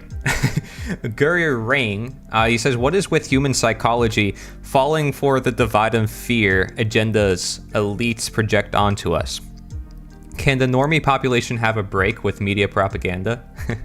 Well, give it some time, I would say, because technology, it may last, it may not. There's going to be times where people have to learn to live without some of this stuff. The media propaganda, people will realize over time is propaganda, but for now, people use it as a way of justifying their current beliefs. This is why they follow the media. It reinforces what their current thoughts are. It makes them, it's like, oh, I agree with this. I'm going to keep watching more of it. Rather than being a producer, they fall into the trap of being a consumer. And so this goes for health or anything else. If you want to change that dynamic, it starts with questions. It starts with individual inquiry. So the best thing I'd say we can do is introduce new content or alternative content to the mainstream, and do it ourselves. That seems to be the best strategy, and there's plenty of people who have done that, and it's just about finding then the person that's going to bridge it to that individual so they can make the first step. For a lot of people, it could be Mark Passio making that first step, that first leap onto the alternative media. It could be, I don't know, someone more mainstream. It could be someone who nobody likes. It could be someone super like controversial. Alex Jones or someone, right? It could be, but there's always going to be someone who just helps open up your mind. Someone you don't have to agree with all the way, but just enough to realize what I was watching, what I was partaking in was propaganda. Why was it propaganda? Because they have an agenda. They're paid off. They're all their advertisements are pharmaceutical companies, so who are they going to criticize? Are they going to criticize their own advertisers? No. So it's interesting that you're talking about this. I've been recently watching a fairly fringe content creator called The Dark Journalist. Mm-hmm. And I actually want to reach out to him and connect with him in an email, but he talks about a lot of the UFO topics, and he talks about esotericism. He talks about the mystery schools, and he's really got some really intriguing content, and he's got it put together well, and he's got quite a huge following going on. But the reason why I'm bringing it up is because he mentioned that he was starting to get popular, and he was reached out to by an organization that was willing to quote unquote sponsor him, right? But in order to do that, he would have to go down this rabbit hole of obeying the new master. And I'm sure you get it. I'm not selling out. I don't care how much money you put in front of me. Yeah. I'm not selling. Yeah. If you're in it really for trying to help humanity, I mean, you're going to have different motives, priorities, and different ways of approaching things. I'm constantly trying to experiment with new ways to approach different people. So John, you and I were making real life events. That alone is something that most people should be doing in the alternative media if they actually wanted to create more of a change, especially just in their own local community. It's funny that you brought that up, because I just texted you in the Discord chat earlier about that. When we get enough events going on and enough people attending these events, we won't have to worry about whether we're being blocked, banned, censored, shadow banned, because they're going to be sharing our stuff for us. And they're not going to block, ban, shadow ban everybody involved. They can't. It's impossible. Yeah. Hey, Techno, do you plan on doing any events or anything near you? I mean, because if you need any help or anything, we can share with you any ideas, thoughts. That's a good idea. About the idea of organizing events. Just all I know about my personal plans as Techno Liberty 42 is just I'm going to go down a bit of a tough path, but I feel like I gotta do it because I feel like deep down in my heart it's the right thing to do. Is that posting raw meat content was fun and easy because at least that gets me attention, attention, and all that kind of stuff. And I'm technically at my height of popularity with almost 580 followers, but I let my followers know, saying, okay, I'm going to start posting Taoist content from this point on, meaning I'll still post raw meat and anarchism stuff now and then, but basically this is going to be the main direction of my page, and it barely gets any attention at all. Not even hate, it just no one says anything. And I do mention one of my friends about this, saying, oh, this seems to be a hard subject, and he's saying, yeah, Taoism's a hard subject to promote because it's so close to truth that it kind of just goes over people's heads. Yeah, it's a way to look at it. I know you mentioned that to me in DMs too. Hey, funny mice. Welcome to the chat. And I guess and if you want me to, and you messaged me on, I think, Element Chat about me, I can't think of the words, sharing anarchism with Taoists and sharing Taoism with anarchists. I guess this is the synthesis I have so far on this matter, is that if Taoism is about these simple ways, it's most people will think things saying, we need to live by all these taxes, we need to function with all these regulations, we gotta have all these laws, bans, and laws, and people think we need all these to function, but yet but like I think in chapter 19 in Tao Te Ching, it does talk about how you let go of government laws and all this stuff, and people will just do the right thing, or just that all this bureaucratic mumbo jumbo isn't necessary for humans to function, and it's okay.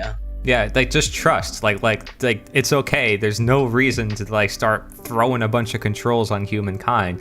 Like learn to just like realize people will be people, and they're always gonna be people. It's like, no, I had a friend. He was of Asian descent, and he was very practical young man. Okay. And he said to me, he said, well, without government, you know, like who would paint the lines in the street and put the street light up and the street sign and stuff like that? And like, you know, I had to give him a very practical, realistic answer. Like, well, if you were coming down a road, okay, and there was another car coming down the road, okay, what would you do?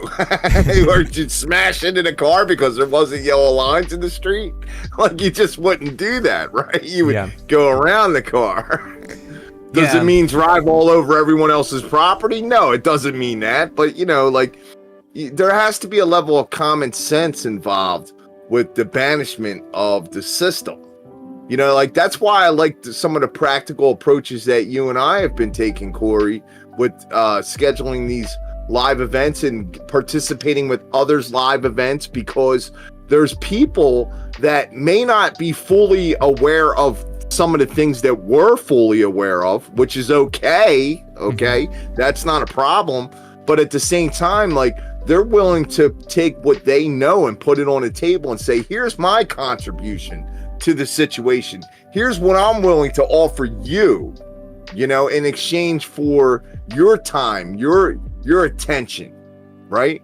And that's great, because the more people do that, the better off we're going to be as a species. Yeah. Because, you know, without the connection with each other, without the sharing of ideas and knowledge and experiences, that's how we're going to break the paradigms of this system. It's not going to be because someone presents a better system. It's not going to go down that way. Yeah. It's going to be a very simple process of us agreeing that this is what's right, not because anyone proposed it to us, but because it becomes our practical experience that that's what's right. Well, that's the thing, too. If you want to share the truth with others, show it in action. And what I mean by that is, Crypt Rick, Fred, you're in the chat, Techno, I can speak just like, I'm going to totally take this from an egoic position, because I absolutely love to in this moment, to say that our events are awesome. And the fact that we did events is like, I think that's like, this is what humanity, like in our sphere of the world, should be doing. Crypt Rick, like you guys, I think Crypt Rick, you're from Canada. Like, so this is what you should do.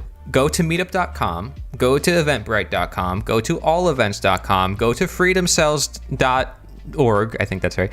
And then, you know, go to all of them, higher side chats, meetups, go to tinfoil hat podcast, whatever. Look up Flat Earth meetups. Go to all of these groups in your area. Connect with them. Make a raw meat, you know, Facebook group local to your area. Do these things and just see, even if you get one person. At my job, I'll eat a package of raw hamburger meat or suck eggs in the break area around coworkers. Yeah. I haven't done it outside of Whole Foods a few times before. Yeah, so I mean, but like if you can just get one person and then two people, like I found a business local to my area. John knows this. It's a business that the lady was super cool. She allowed us to use that space for anything. So she advertised for me. Every person who walked into that business, she would give them a flyer to the event that I would host at her business. So that's a way, free advertising, really easy. You have a space, you can use that space more often. It's a really good deal. So if any of you guys out there, like just find a business or find one person, go from there. I feel like everybody can do this. Listen, it's just like the concept with like the 12-step rooms with recovery, okay? You can utilize someone's basement, backyard, a church basement. You know, you'd be surprised who's willing to let you have space in their dwellings. You'd be really surprised in how willing they would be to get involved with connection with the community. One of the things that Jim Gale is like really successful with his movement is because he is making connections with his community. There's schooling involved. There's community service involved. There's outreach involved. Like, these are the things that are going to make a successful journey. But like, I can't argue with the fact that, you know, like a shop owner handing a flyer to somebody that gives them incentive to come back to their shop on a different date and time is like, that's like good business practices to me. It helps that's everybody. how I would view that. It helps everybody. So like, instead of us complaining on the internet or just putting out endless podcasts that require people to click, go to a business that people see, that people go to in person, that they already support, you know, and it's local in your area.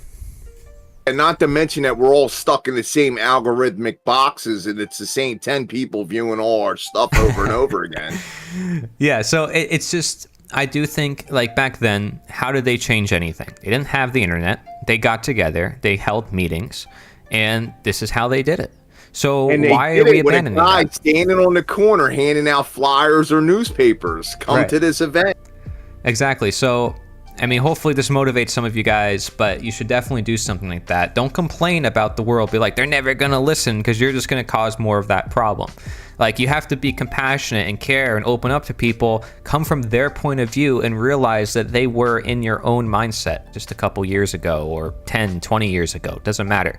Okay. But also, you know, like, not to sell it short, but, you know, like, the online's a good advantage point for like creating the materials needed to provide an event like that, and to broadcast the fact that you had an event like that, which is awesome, right? So like, don't sell the technology side of it short, but like, you know, like, some people just don't have it in them to do organizations of events. Some people don't have it in them to do organizations of online content, and that's okay too. Like, whatever your talent or whatever your skill set is, like, you bring it to the table of people that are like-minded. Find your tribe, people.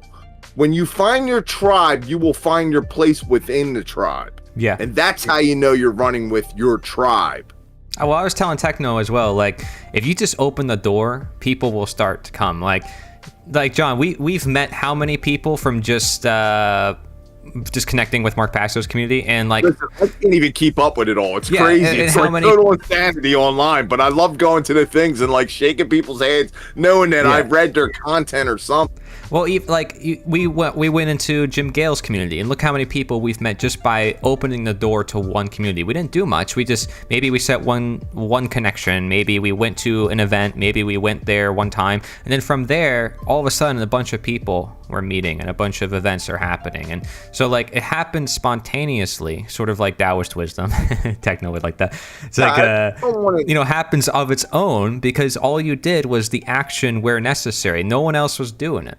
You know, so you just open the door. Take hostage of this broadcast with over talking and just speaking like out of turn or whatever. But I do want to say, like the one thing that you guys have to be aware of is that when you get around people and you start talking about things like self-sufficiency and free energy and like getting away from the system and like the hell with the system and politics and all this other shit, when you start talking to average normal American people, or even anybody in this world on any political sphere in this world, like, they all get together and they, you know, like, you'll find out that they're more like-minded with you than you could ever possibly imagine. Yeah. Even the people that have claims of leftist or rightist or whatever. Totally. Remember that we had a movie premiere not too long ago at that one nursery for Larkin Rose's, you know, what did I call it? Getting Jones off the plantation, but it was Jones's plantation, right? Mm-hmm. So like, we had that movie premiere and we had quite a few diverse people show up at some of these events, you know, very left-leaning people, very hard right-leaning people. And it's like, you know, but there is a middle where we can all meet, where it's like common sense and like what's right versus what's wrong. Yeah. You know? Like, Crypt, you said there are 0 events where I live, but you say it's my city. So if you live in the city, that means there's a lot of people. Unless you're saying that you're not in the city. Like, in Florida, I will admit, John, we are kind of more lucky where we are, mostly because people are more receptive than up north, but also because we're near cities, but we're not like in the city. So we can draw a lot more people, and there's constantly new tourists. There's constantly new people coming down here too. So there's a lot more potential, I'd say, in some regards. But like Cryptrick, you just got to find out, dude. You got to just go out there. I think you can do it. Like I meet people all the time who are like next to each other that don't even know about it. Like it's telling you. Like I met a guy who was in the middle of the woods in Florida. I was just at Mark's event the other day. There was a whole slew of people from Canada that drove down to go to his event. There was like 8 or 9 of them. Conrad is from Canada, isn't he? Caravaned down from Canada. Some of them are in the True Media class or whatever, but I'm just using that as an example. Like if you go and you look at different content providers on the internet, maybe they're not talking natural law, or maybe they're not talking about anarchy in the way that you would hope that they would, but they're still providing content that has value. So reaching out to them and connecting with them and broadening your foundation. One of the things in the 12-step rooms that I learned that helped me as an individual in real life was broadening my base. Like if this was a pyramid that we were building to get to a higher arch, to get to a higher pinnacle, the wider our base, the wider our foundation, the greater our pinnacle. So like I'm trying to like reach out to anybody. Like I said before, I don't have any particular beliefs on flat earth or globes or any of that shit, but I'll talk to anybody about those topics as long as it's like within reason for the overall simple good respect. of the overall, respect. That's all. Respect. Yeah, no, Crypt, got to try it, man. Like Techno, you're in California. I don't know where in California you are. I live near Six Flags Magic Mountain area. Well, don't get away too much, but but there's tons of people in California in this sphere. I meet them all the time. There's no way you guys are like, I mean, maybe like an hour or 2 away. Like, I don't know, but that's not even that bad. And then you guys meet somewhere in between. I don't like, John is like 2 hours from me. He's not like he's super close, but he still makes it all the way over here to come to the events I do. And like, that's awesome. It gives me something to look forward to and to be a part of. Like, you know, I try to do my best with showing up at every one, but you know, I had a little issue with the last one. I had some family affairs going on, but that turned into the possibility of some great content. Yeah. You know, I had to deal with my mother. She lost her husband last year, and just real quick recap, she lost her husband in the beginning of the year, my stepfather, and I went in and I spoke to 100 boomers. I was walking around the banquet hall with a microphone in my hand, and I had them all practically peeing themselves laughing, telling stories about this man. And my mom was hysterically laughing, and like, that's what it was supposed to be. It wasn't supposed to be some somber event where we're like disappointed that the man passed. Like, we were enjoying our moment together, you know. And like, the great thing about that is I got it on tape, and his name it's so funny, his name is George W. Bush, bro. I cannot wait to get working on that project. I just finished this other project that you see on the screen next to me here. I just finished that project, but I'm getting ready to start on this project for my mother and my family, which is going to hopefully the title of it's going to be the life and death of the real George W. Bush. And I'm like hoping that falls. Like, so all right, so what is he saying? Like, St. John's telling us this bullshit story, it sounds crazy. Like, well, I'm saying that, like, whatever experiences you have in your own personal life, put them on film and talk about them and put them out there, and utilize every opportunity, not some of the opportunities, but every opportunity as a possibility to reach people and connect with others and promote the message of care and morality. So since the subject of death and loss came up, this is what I learned. I think this excerpt comes from Zhangzhua, and it's this poem about this man. His wife died, and he says, like, saying, and someone approaches him saying, "How are you not mourning your wife?" And he says, "Who said I didn't mourn my wife? Of course I did, but I'm not gonna let it forever ruin me, because before she was born she had a soul, then she had a body, then that body grew up, then she died, now that soul moved on," meaning meaning we're always like transmuting and always evolving into something else. Yeah. Absolutely. And like, like whatever form the real George W. Bush, my mom's husband, not that fake character that you've seen in politics, the real George W., like whatever form he takes now, he's going to be happy to know that I had his wife cracking up laughing and all his friends cracking up laughing. Like, he would enjoy that moment. Yeah. You know what I mean? Like, yeah, it's good that you can do that, like, for such a thing like that. Like, if you're able to change that energy into a positive energy, I mean, this is how people continue to live on, rather than like one person becomes heartbroken, another person becomes heartbroken. It doesn't help anybody for more people to suffer. Alchemy. That's true magic, not the false sorcery, like how Mark speaks of or others speak of. Like they talk about sorcery versus magic. There's only true magic and sorcery. They're the only two things that exist when it comes to this stuff. So if you could walk into a room and be a maestro, like a conductor, and you could make the symphony play, and you could make the trumpets go, and the horns go, and the violinists go, and the piano play, and the singer sing, right? If you could do that in a harmonious way, just by your presence, like sometimes it doesn't take words, it could just be your actions, it could just be your presence there, you know what I mean? It could be a small thing that you do. Look, every AA meeting that I ever went to had to have somebody that made the coffee and refilled the cups. Yeah. Somebody had to take out the trash, somebody had to clean the bathroom. You know what I'm saying? So it's like, maybe you can't get on stage and speak in front of people. Maybe you can't, operate technical equipment. Maybe you can't do a podcast or understand technology, right? But there's always going to be something for you to do that can contribute to the overall good of things. Yeah. That's like, you guys are seeing this little TV on the side here that I'm playing. That's what this video that I've created for the inspiration, that's what that's all about.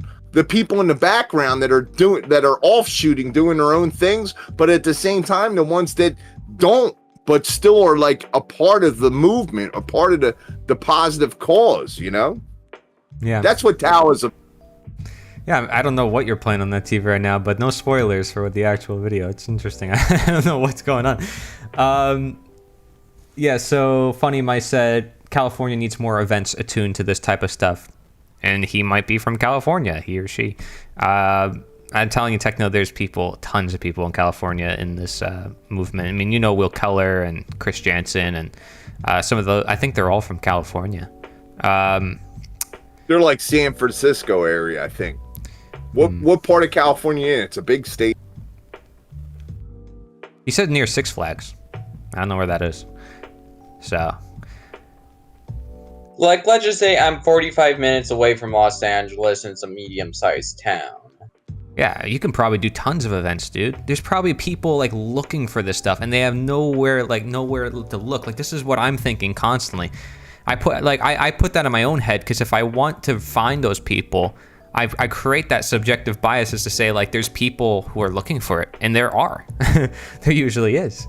Because I can't be the only one thinking about it. If there's one person thinking about it, there's definitely two. And if there's two people thinking about it, there's definitely four.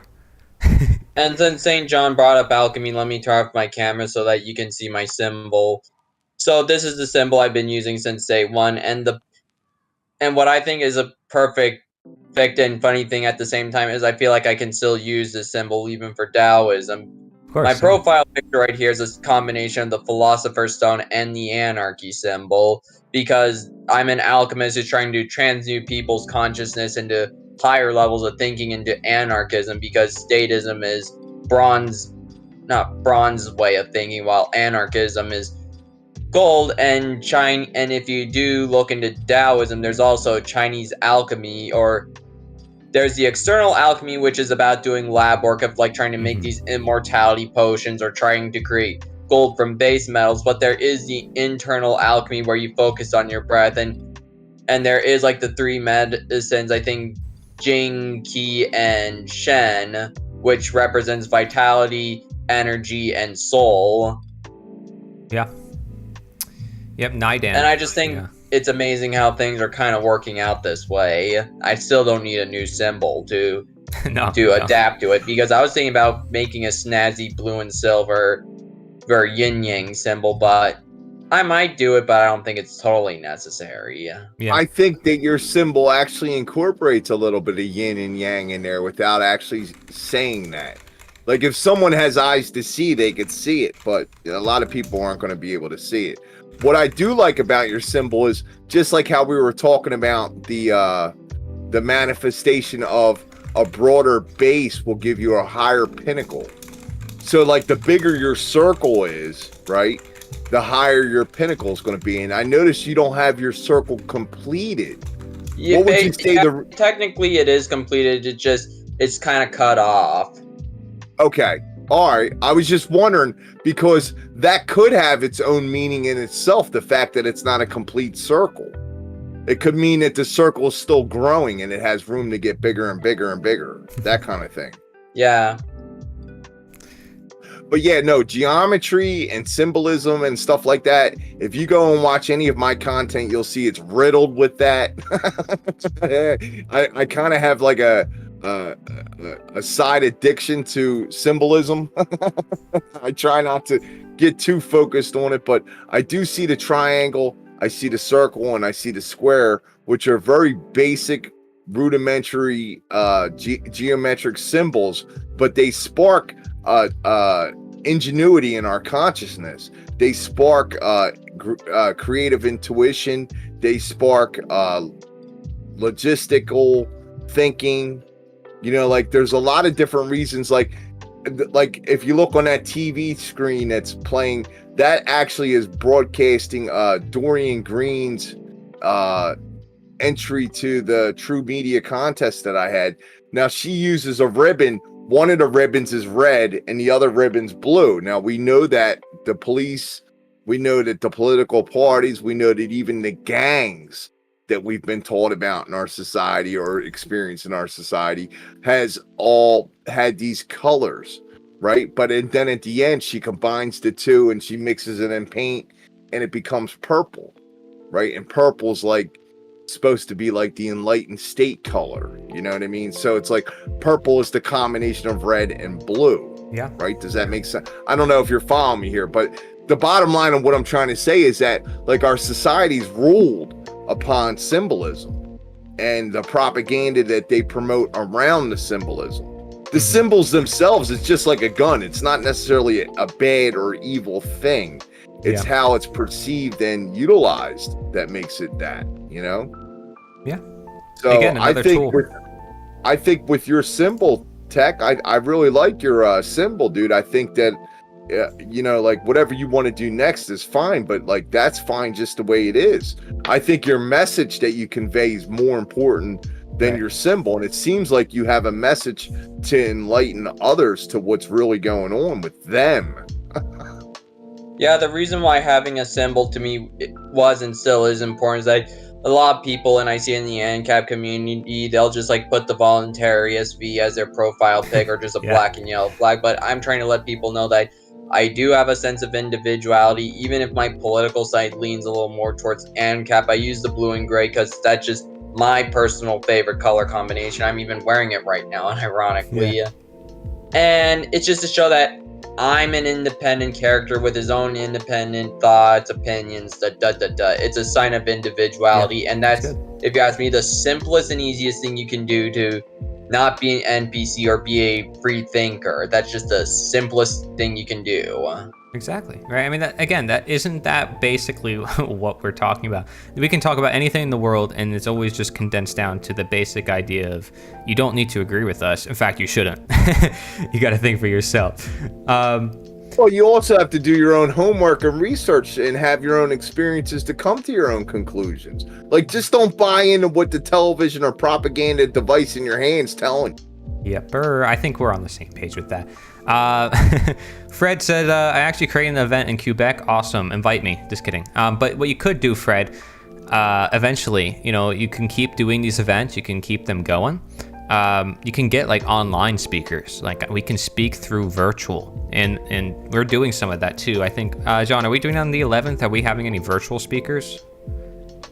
I think there's going to be one, yes. Okay, because I was still trying to Actually, contact Mark. It's a couple. It's a couple from Inspire Cast or Inspire Channel. Okay. They're going to broadcast their message through that. Got you. So it's going to be difficult to do, but nothing's impossible. So.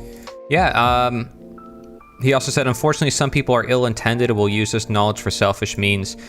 People will always do that. I think you don't have to really worry about other people, because that's like how we got in this mess in the first place. Is you gotta trust what you're doing, know what you're doing personally, because if you lose touch with yourself, that's how it turns into the whole problem in the first place. Like I said, it's all this projection and constantly looking elsewhere. We don't know other people. We don't know what their thoughts are. And a lot of people might know the truth and they just want to push it down. They don't want to talk about it. They feel like they're not expert enough on a subject to talk about it. They're afraid. There's a lot of things that hold people back. So I try not to overestimate or underestimate people. But anyways, I wanted to show you guys. So I updated this site, nita.1/DAO. And it's nice. It looks good, Corey. Yeah, so you can see the slides, the presentation, and also the order the book link up here. So this brings you to the Amazon page. But I don't know if I should go on Amazon on stream. Let me just check real quick, because I don't know if that's so my question is, you said that there was a pattern or some kind of a following that you wanted to do in order to get to end up on the Amazon list correctly, right? So are you meeting your goals and objectives, and how short are you? Well, yeah, so anybody in the chat right now, if you can buy the book, that's the only way to really get it ranked up on the Amazon thing. So like now is the best time to do it, because it'll rank then higher in the algorithm, and it doesn't take a lot of people. Like I'm talking not even like 10 people. So Mike, like ordering a bunch of copies and everything, that was super nice of him to do that. Even better if you can leave a review and all that, of course. But honestly, if you guys want to share it around, get a copy for yourself. I mean, just help share this message, because I bring freedom to the ancient perspective and the ancient perspective to the freedom crowd. So it's helpful for everybody. I was waiting to see what type of philosophy you were going to try to stand behind. Like, if you notice, a lot of my stuff has crosses and a lot of other things going on inside of it, but like, you don't necessarily have any of that kind of stuff in any of your content. So for you to pick one of the most clearest and crystallest philosophies to promote and talk about, like, I really thought that was a great choice, man. You know, like if you would have picked Islam, of course, a lot of people would be shocked. But I'm sure you would have done just as good of a job. Yeah, hey, maybe I will one day. Listen, I don't go in with the preconceived notion of, like, I'm going to do this. Like, I didn't expect to be talking about it. You know, did Techno Liberty, did you expect to be going into Taoism? No, you started out, your channel name is Techno Liberty. Technology. Yeah, I guess I chose that name because I guess a few years ago, I'll be honest, I was kind of brainwashed by the transhumanist agenda for a little while, but then I realized that was a psyop, and I think and I'm still someone who's fighting against tyranny in the modern age. I guess that's why I call myself that. And I guess Techno Liberty's still okay now, because now I'm going to be teaching Taoism, an ancient philosophy, in a modern age. Yeah, and you're embracing the change. Technology is like a product of human innovation. Is it one most of nature? Obviously not. But like, you're helping people then realize what is technology and what is not. Because soon that line is going to get thinner and thinner, and people are not going to know it's real anymore because of technology. So like, you taking the side of what it is you embracing it, being able to move with the change rather than against it. That's how I would say. My Taoist take on raw meat, how I would introduce Taoism to any type of carnivore, low carb, specifically low grain kind of people, is I think it's called Biku or Bigu, which is the act of grain fasting. And I think one of these philosophers, I think Mankta Chika, I can't pronounce his name, and he talks about how the point of it is you fast from grains, you eat berries, vegetables, nuts, and plant foods that aren't grains, and the point of it is to detox yourself by not eating grains. And And that makes a lot of sense to me because autogenous water plants will talk about how grains, the only time you would ever want to eat them is to slow down a detoxification process that's just too intense. And Autogenous also mentions about how Chinese slaves were fed grains while the royalty class ate like a 90% meat-based diet. And specifically more on the selling Taoism to raw meat people is if Taoism is about making things easy, why do all these elaborate things like cooking, baking when your food has that nice vibrant red look or that shiny egg yolk? Meaning, I remember being a kid, I see a egg cracked in a bowl, I don't think about cooking it or doing it or boiling it. I just think about just slurping it down as a little kid. Yeah, play with our food too. It's like, don't play with your food. It's like, why not? You see, our senses are being, I think they're being played on quite literally. So we don't get to play with our senses. Our senses are being played on themselves. So we can't like touch and feel our environment. We have to go through a sterile mechanism. And I forgot to mention about the other thing about bread in general is that the idea of bread is kind of an extreme thing, meaning it's like, okay, you got fine grains, and you got to turn grains into flour, then you got to turn flour into batter, then you got to bake the batter. And the worst part about all of this is that after all the trouble you go through to make bread, it still does not have the micronutrient value, water, bacteria value as much as raw meat or milk does. Yeah. And I don't eat bread not because I'm dogmatic, just bread just gives me acne and crashes my blood sugar levels. Yeah. So it has nothing to do with same. religion Well, or I'll be dogma. honest. Like I don't eat bread because I'll notice I'll get pimples the next day, 100%. Even if it's like a high quality I'm- seed oil free sourdough, I just can't be calorically dependent. Meaning, it's one thing if I eat bread at a party that one night, but just if I ever become like dependent on bread, I get all pimply. Same. Like I don't get any pimples. I'm gonna be honest, guys. You guys are a younger generation. You guys haven't had real bread. I don't know what they sell today, but that's not the same shit they sold when I was 5 and 6 years old. I'm aware of that, sodium bromate.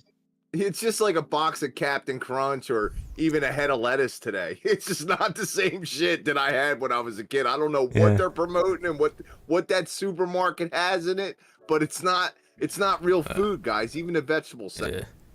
So we got a comment. Sorry, when I get a comment, I want to respond to it immediately so they don't leave. Okay. Thelema student, bro, what is your thoughts on morality? For me, morality is complex. There is always exception to the rule, so morals are subjective. Now, before we get into that, okay, because now that you know that I read the comment, now that you know I have your attention. Listen, Techno, I still eat like pasta here and there that's from Italy, that's imported, that's like only one ingredient, as it should be. I still eat like whatever sometimes, but as long as it's good quality.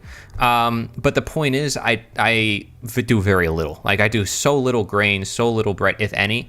And I always make sure I'm getting the nutrients I need. That if I do something like that, I'm aware what nutrients are in it. And you're right, there isn't really anything in bread. There isn't really anything in grains. What is it giving me except anti-nutrients and high glycemic level? So I'll just empty sugar to just help you survive the next meal. But you know, it did. But we have to admit, it did help survive the populations of the world. That's why, like you said, the slaves were fed grain. A Thelema student in the room. Yeah, and gluten, of course, with like modern grains versus ancient grains. I mean, you can go into the whole thing, right? But even that can have problems. There's problems in everything. It's being able to decipher. Like when you go through knowledge, you read any book, it's like being able to use your own mind and figure out. What's up, Levio G? But let's see. So to answer his question on morality, our thoughts on morality. I love that question because like it kind of puts it into perspective. Like he's saying, since there's always an exception to the rule of morality, morals are subjective. Now it's funny, this is an interesting conversation, not that we have to have it, but because Techno and I are here and we come from Mark Passio's very dogmatic, like right is right, wrong is wrong community, but we also come from a Taoist point of view of just saying like morals do not have to be objective. Like you do not have to define them. And you can still have a principle to live by. You can still have guidelines for yourself to live by. And so this is like being able to see that dynamic as to you don't need to get really specific and say it's objective, but you also don't need to say it's just whatever you think and you can just do whatever you want. This, I think, is being able to see the bigger picture, which is, again, why I wrote the book. Like, I have a whole section in the book called Virtue, which the Taoists called T, okay, T-E or D-E, because they always inversely put the T or the D, like Tao or Tao, okay? But they had a concept of virtue, but they still, most people will say the Taoists thought morals were subjective.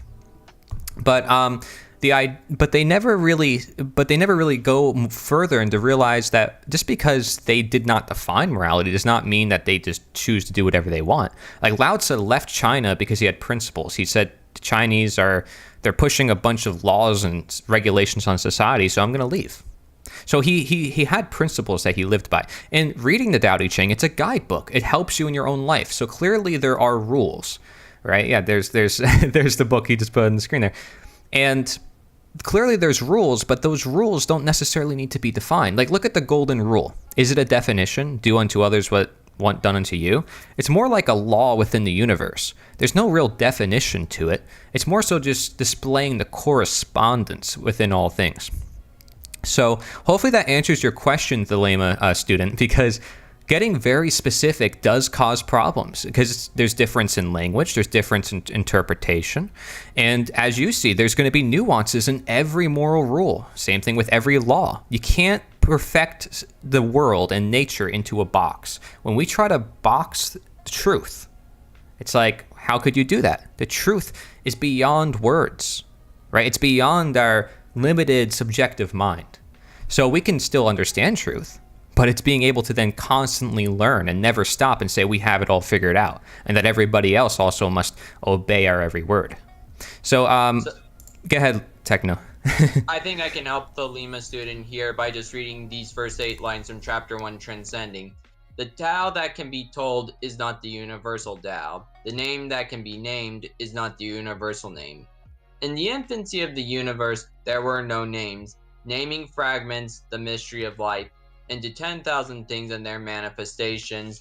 I could keep going on, but the point I'm trying to get here is that the Tao itself, since it cannot be defined, it doesn't have a special name, meaning I guess we can apply that to morals, meaning even if we don't have special names for these rules or these underlying principles of the universe, that doesn't mean they don't exist, meaning if my parents didn't name me, that doesn't then that doesn't disprove my existence or things I need to do or things I like to do.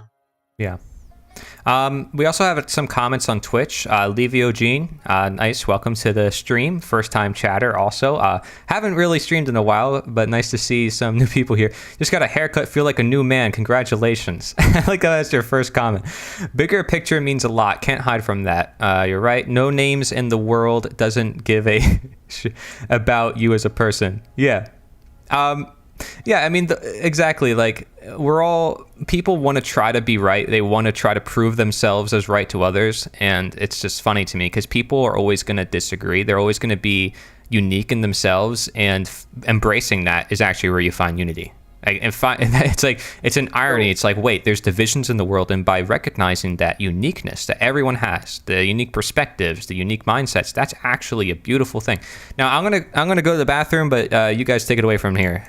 Your stream now. Yeah, I'm just going to chime in here. Okay, so we were talking about morality. I try to keep it real simple, right? And this is like my depiction of morality, right? So like the goals and objectives you want in your life is the lock that you can't turn, right? In order to turn the lock, you need one of these 3 keys, right? Key number 1, right, would be freedom, right? You want the freedom to turn the lock, right? And to get in there, right? So, and then key number 2 is love, right?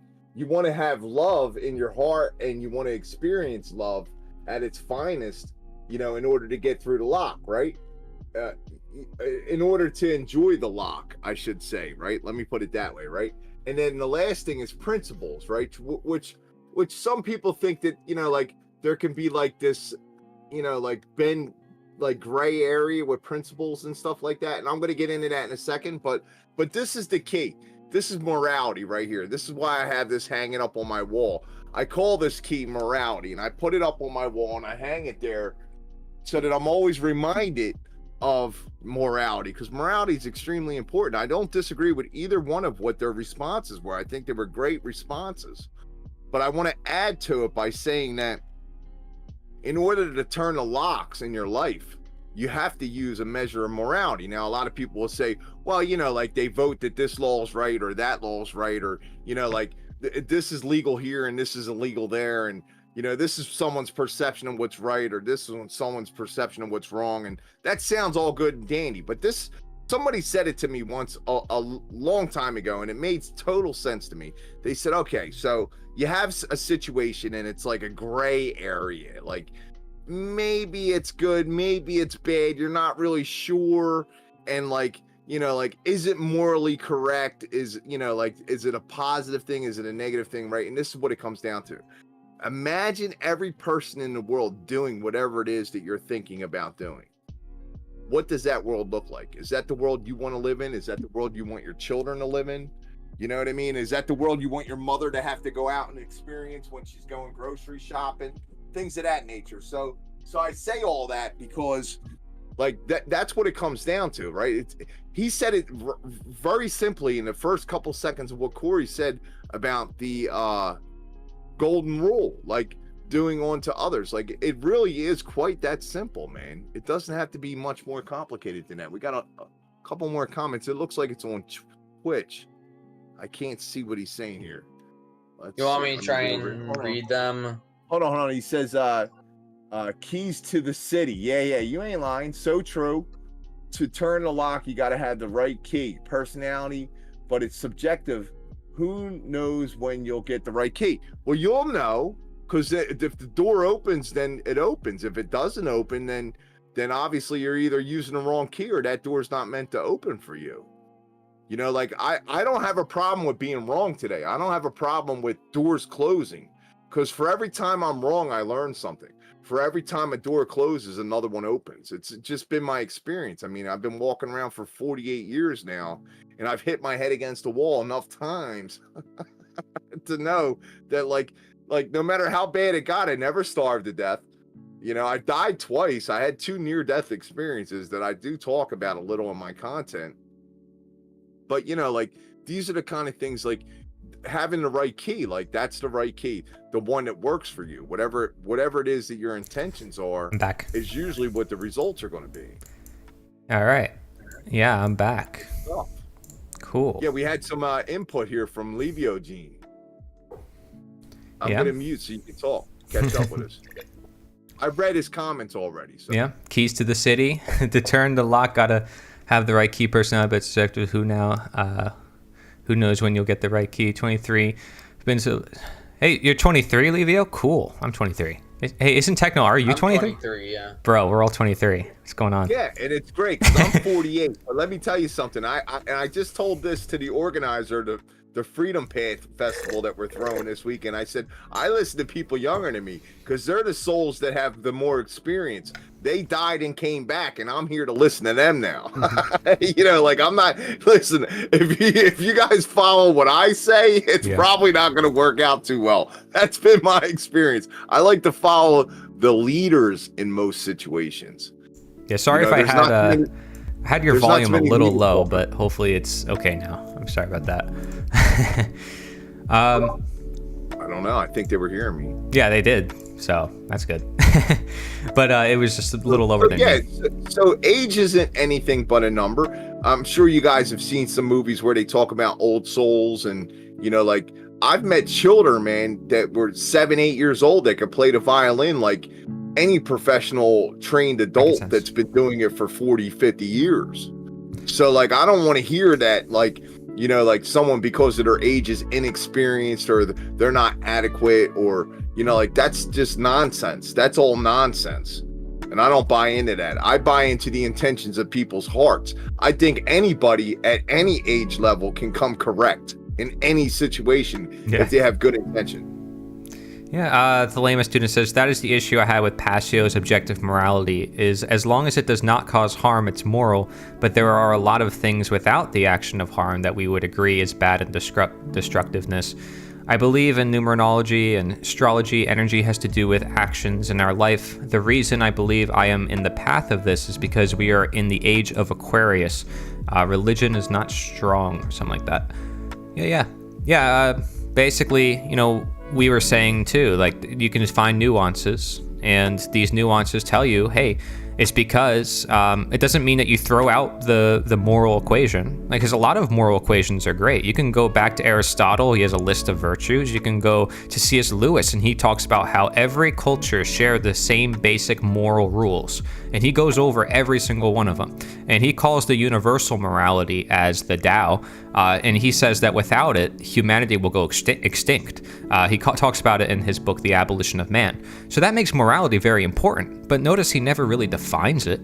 So he's saying it's something you should pay attention to, but he's not saying that, you have to worry about if it's objective or subjective. It's like, the truth is everybody lives by some sort of principle. Everybody lives by some sort of guideline.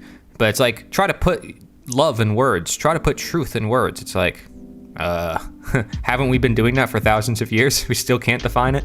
It's like, that's the point, right? It's like, you're not really supposed to define it. Love is an emotion that is meant to be felt, right? Like, it's not something that you can necessarily describe. You can try to have all the science in the world to be like, this is what love is. It's this reaction in the heart and this molecule. It's like, no, it's not going to work. So, I mean, that's the way I look at it, right? Love is energy that opens up consciousness. Fear is what shuts it down. Those are the only two emotions. Everything else is just different degrees. Yeah, I've heard people define morality in terms of what expands and what contracts, like what's infinite and what's limited. I like that too. There's so many great ways to look at the world, and being able to see them is like coming from your own point of view too, because you can read all the books in the world, but books are limited. Like, you have a world around you, same world as the philosophers of the past.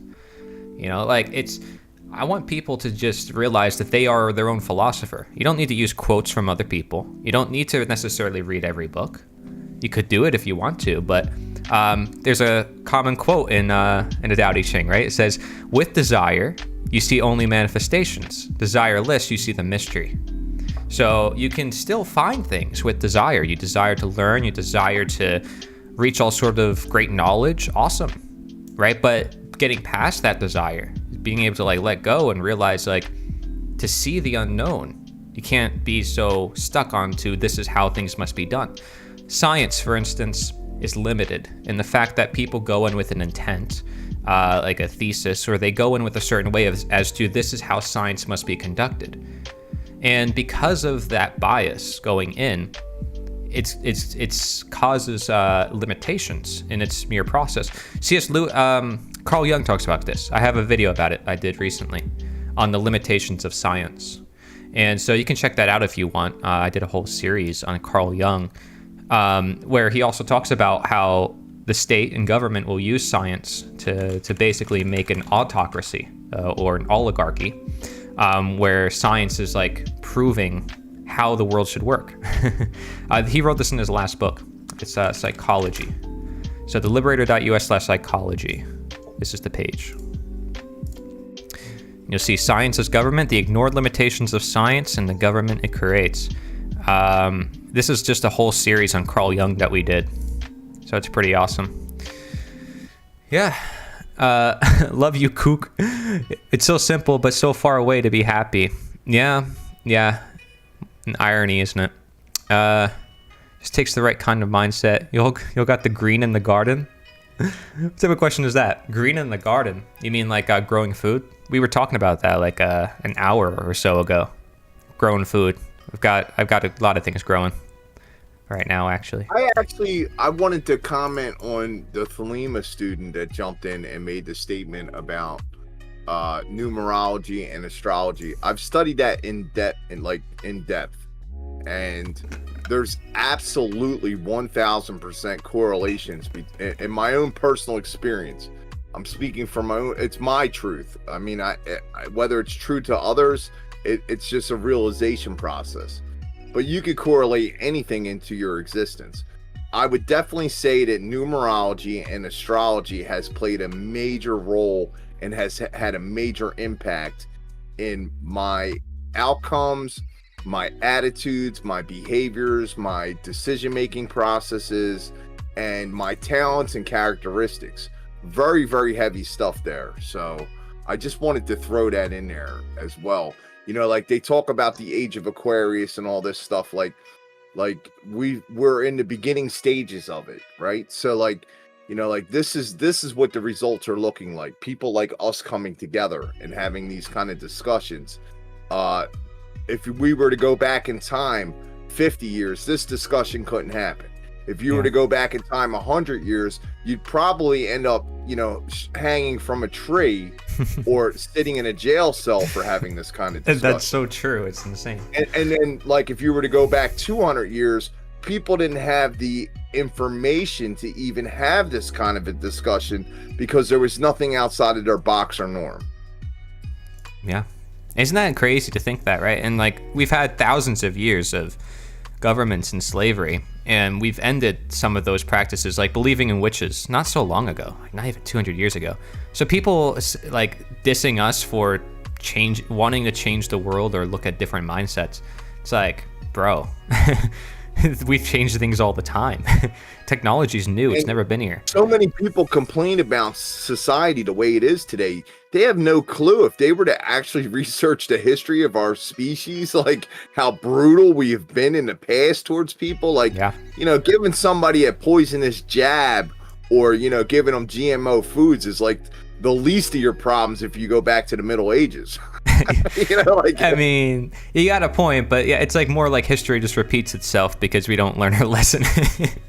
Absolutely. I'm just saying, like, the one thing that we have today that we didn't have back in those time periods in humanity is that we have the ability to organize. We have the ability to communicate. We have the ability to disseminate information and our experiences to one another. We didn't have that back then.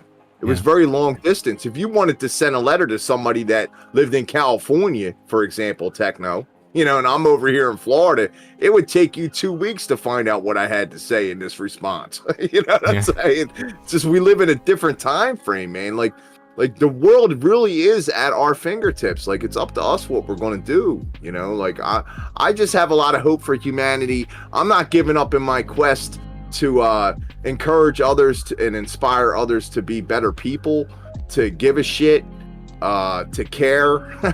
I say give a shit, but I mean care. And I'm just grateful to have like-minded souls. Like it doesn't matter how old you are, it doesn't matter what color or creed you come from, it doesn't matter if you're pushing Taoism or Islam or Christianity. To me, like I'll find the root of all of it and bring you right back to unification with me. Like that's where I'm always at. I try to meet people where they're at and then walk with them to the next page in life. So I've got a few things I got to do, guys. I'm saying all that because I'm going to jump out of this chat, but Corey, it's always a pleasure talking with you. Yeah. And your friendship to me has been invaluable, sir. We've made quite a few good contacts, and we've got this big event going on this weekend, man. I want to make sure I'm properly prepared. I still have some content that I got to review because the speakers that I introduce, I want to make sure that I know who I'm introducing and what they're about, man. He's got a general who's a whistleblower stepping on the stage. He's got a UFC fighter stepping on the stage that was like, after he won the match, he's like grabs the microphone out of the ref's hand and he's standing there and he's like, and I just want to say this, and it's all like anti-agenda. And I was like, wow, like these are the people, bro. We're the people, but these are the people. You know what I mean? So I'm pushing, man. I'm pushing. So thanks for having me on, Corey. And I wish you the best of luck in your book. I'll share your links in my social media platforms. Thank you. Yeah. And as soon as I get my money to clear, I'll purchase a copy for myself because I am looking forward to reading it. Like it looks like good stuff, man. And this is one of my I didn't say too much when you were putting out the Dallas content before because I kind of feel like I know enough about that where I don't have to read it, but watch it. But I do like to read stuff, so I will read your book. All right, thank you, man. Yeah, John, you're awesome. Always appreciate you, man. No, it was great meeting you. I'm going to share your channel on the screen for people who want to find your work. So you just look up John Pinuel Chidester. Yeah, I'm not hard. It was great meeting you too, find a Techno, bunch and all of the people stuff. in the chat, man. You too. Thanks for having such good. You had such I really good chatter resonate with your today, key man. stuff.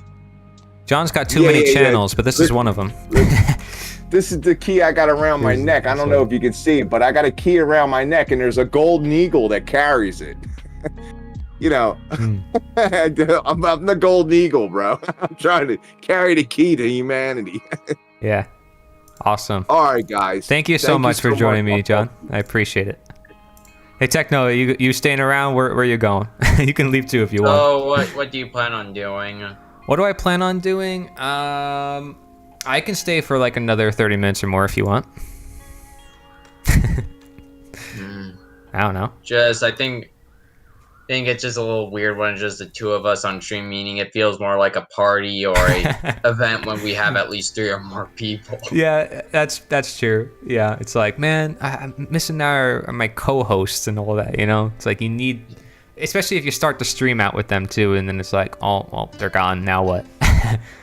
But I'm gonna do this. I'm gonna minimize that, that way you can see everything. Yeah. My stream used to look so much better than this. Ignore the way it looks right now. It used to look so much better. Remember my old Twitch streams? Those were something. Yeah, I remember the one time when someone brought up gosh. democracy and I read an end of all evil quote. Yeah, well, no, Then when I read a Dao De Ching quote, I'm like it made me so happy because it's like we're finally getting to do this again, even if it's been so long. Yeah. Yepers. This is John's channel. For those of you who want to follow him and his stuff, it's good stuff. John helps me out with a lot of the events I do in Florida, so that's where we're located. You're welcome to join us anytime, Techno. If you ever want to visit us, you're welcome to visit us. You know that, right? Right. Okay, you should. Because seriously, like, you can come down here anytime, like, you want to, like, vacation or something. Think about it. Yeah, I need to probably come down to Florida and see you guys in person. All right, there we go. Yeah, see, originally what I did, Techno, I don't know if you were here for it, but I was going over the comments in my in this Instagram video because I had like so many comments under this. 6,000 likes. I think it has like 60,000 views. Like, Reels do really well on Instagram. And this is just me taking a clip from Jim Gale from Food Forest Abundance. So I suggest if you want, you should do some Reels on Instagram. Probably get a lot more people like just toward like the Taoism stuff. I think they'll find that they're Reels just because the algorithm on Instagram seems like it's so much better for videos. I don't know why, just how it is. Something to consider. He says, this person says, people who do not believe this are asleep. I just can't believe this one comment up here got so many likes and the other ones didn't. And then John's like it. I'm like, no. Forget Andrew Tate. These people just bring up things that have nothing to do with the video, which is like the crazy thing. So basically what I've been doing with my diet is I've just been doing 2 meals a day. I just I've been eating the same meal even for breakfast and dinner. I just do a pound of ground beef with some egg yolks and butter, and that basically helps me get until dinner. And I do drink some coconut products throughout the day, and the whole point of doing just 2 meals a day is that if you keep snacking throughout the day, that keeps spiking your blood sugar. Yeah, well, there's 2 ways to look at it, right? When you study like this nutrition stuff, is like it can either help boost your metabolism by eating every so like 2 to 3 hours and just having smaller meals, or you could eat like once or twice a day and have larger meals, or you can have certain schedules of like, I'm gonna fast 16 hours and then have an 8-hour window of eating, right? Like there's so many different ways you can go about doing it, but I agree with you. I mean, you got to do what works for you. That's the thing. And and the whole thing about the ground beef is just, it's my favorite thing about it is just how long it keeps me satiated, meaning I can like go out and not even have to worry about, oh, is there something here I will eat that isn't totally toxic or against my diet. Just I can just go out and just be and not worry about hunger in general. Yeah. Yippers. Yeah, I agree with that. Definitely like you're more satiated, full basically, when you're eating something more nutritious. David Wolf, when I was taking nutrition courses, he said it like this. He said, basically, if you're eating this much nutrition, you have this much food. And if you have this much nutrition, then you're eating this much food. So just a way to look at it. That's always what I think about when people say that. Because it's true. It's nutrient density versus calorie density, or food density in a sense. Quality over quantity, basically. So, yeah. These comments though, like I'm sorry, I never look at these comments, but they're just so funny.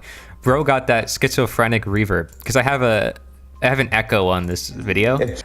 All I did was I took Jim Gale's video and I added a reverb effect, like the echo on his voice, and then put text on the screen. And I'm telling you, Techno, if you do the same thing on Instagram, people will more likely watch it. So just put text on the screen for everything you're saying, and have some dramatic music playing, and people are more likely to watch it, guaranteed. But I have to put on relaxing music if I read this. Yeah. The point is, this is to be zenful, not to. Right. Because again, I know that this is going to be a hard subject to communicate to people, and I'm okay with that. I'm okay if people don't like it. I'm still communicating what I think is right and what I think is true. Yeah, I got you. I'm gonna put the comment thing there. Okay, this looks better. You should do that, man. Do whatever, it fulfills you, of course. But also, I'm just letting you know, the music and the words, that's what works for me. Seems like it's a working strategy. I use CapCut, which is what all the TikTokers use and Instagrammers and people who put words on the screen, because it does it automatically for you. You don't have to put the words there yourself. It auto transcripts the video, so it's very helpful to have that. But yeah, Joe Rogan thinks that Obama was the best president. Has nothing to do with the video. The video is about growing food. Your group of con artists is a strange pick. Pretty sure Drumpf isn't going to grow veggies on his golf courses. It's not the point of the video. What what are they talking about? Because do we even mention Trump in this video? No. And Russell Brand. Oh, there we go. Donald Trump. Okay, he's one of the people mentioned. It was a reference to what if these people can grow food? Not that they had to. Not Trump is going to grow food. He probably won't. But the fact that people fell for that. Okay. Wait, I think maybe one last thing I'll say that is important before we go is that we gotta get our original crew again, meaning people like Mason Gleason, Ronnie, Yeah. Gus, Ivan, those guys. Meaning, remember when we did our action steps for making change in the world meeting we did back around March 2021. It was a long time ago, but we gotta get back together one way or another. Whether if it's in person or just even on Discord calls, we just gotta get back together. Well, the thing is, Mason left the internet, and then Gavin left the internet, and then I was okay, I don't know why, they just did. So if you can get in touch with them, I don't know how to get in touch with them anymore, I'll be honest. I think Ronnie might be in touch with them. Who is it? Brian? Ronald Ross. Oh, Ronald Tennessee Ross. guy. Yeah. I forgot how I got in touch with them, because it was back in the day I had Discord, then I got kicked off of Discord, and then I had to make a new Discord. Even though I didn't do anything, got kicked off for no reason because I had a server. I want to president. Gotta get my poor face in there. I don't know what you're trying to say, Olivio. Goodness gracious. Trudeau doesn't care. His intentions are to kill as many Canadians as he can. Oh my goodness. Trump made TMIC legal action. These people are just going off just because I mentioned somebody. If you just mention somebody, regardless of the video, they're not even watching the video probably. These people are I gotta talk about them. It's what? What on earth do you think Donald Trump has to do with this issue? Hello? It's a reference. It's about something bigger. We're talking about growing food, man. We're what if these people came together and said we want to grow food? That's literally the point of the video. Unionized anti-corporation sounds pretty leftist. I'm in. But wait, you listed a bunch of rich people who have money invested. They won't do shiz. Get Get your head out of the clouds. Like, what? This is absurd, dude. Like, do you get these comments on your page? I don't think so. Once you do reels, like, maybe you will. Like, I don't. You get good comments. I gotta start. Maybe when but I you get want these popular comments. enough, You want these comments because these people are boosting me in the algorithm. Like, I'm serious. Some of these are like new. Look, 3 days ago. Or two, there will probably be so many of them. I don't even see all the bullshit that people will try to fling at me. So it's okay. Yeah.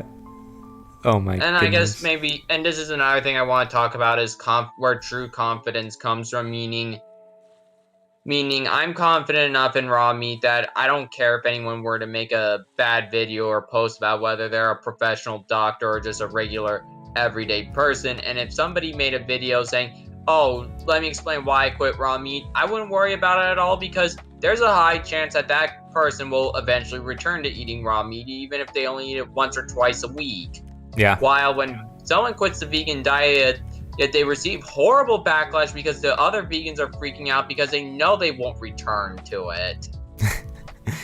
Yeah, I mean, yeah, again, it can go both ways depending on the way things go, because as you know, like, if people leave the standard American diet and they go to veganism, they might feel better. Doesn't mean it's a better diet. Long-term solution. Right. So of course, with the whole carnivore vegan polarity thing, people will choose one of those two, and they will feel good for a little while on it because they do cut out like the obvious crap, but they'll like run into problems due to deficiencies one way or another. Meaning, cooked carnivore is like deficient, even if you do eat organs or even raw milk. It's just the problem is that there's not enough bacteria, enzymes, and like Ajahn says, that when you eat cooked food, your body's going to have to leach its own enzymes and nutrients to break it down.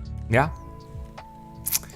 it's true. I mean, that's why raw food is good, like, because it has all the enzymes and the bacteria, which is what we're missing, for sure. Imagine all the meaning it's almost impossible to have a bowel movement if you only eat cooked foods. Goodness, these people are unhinged, dude.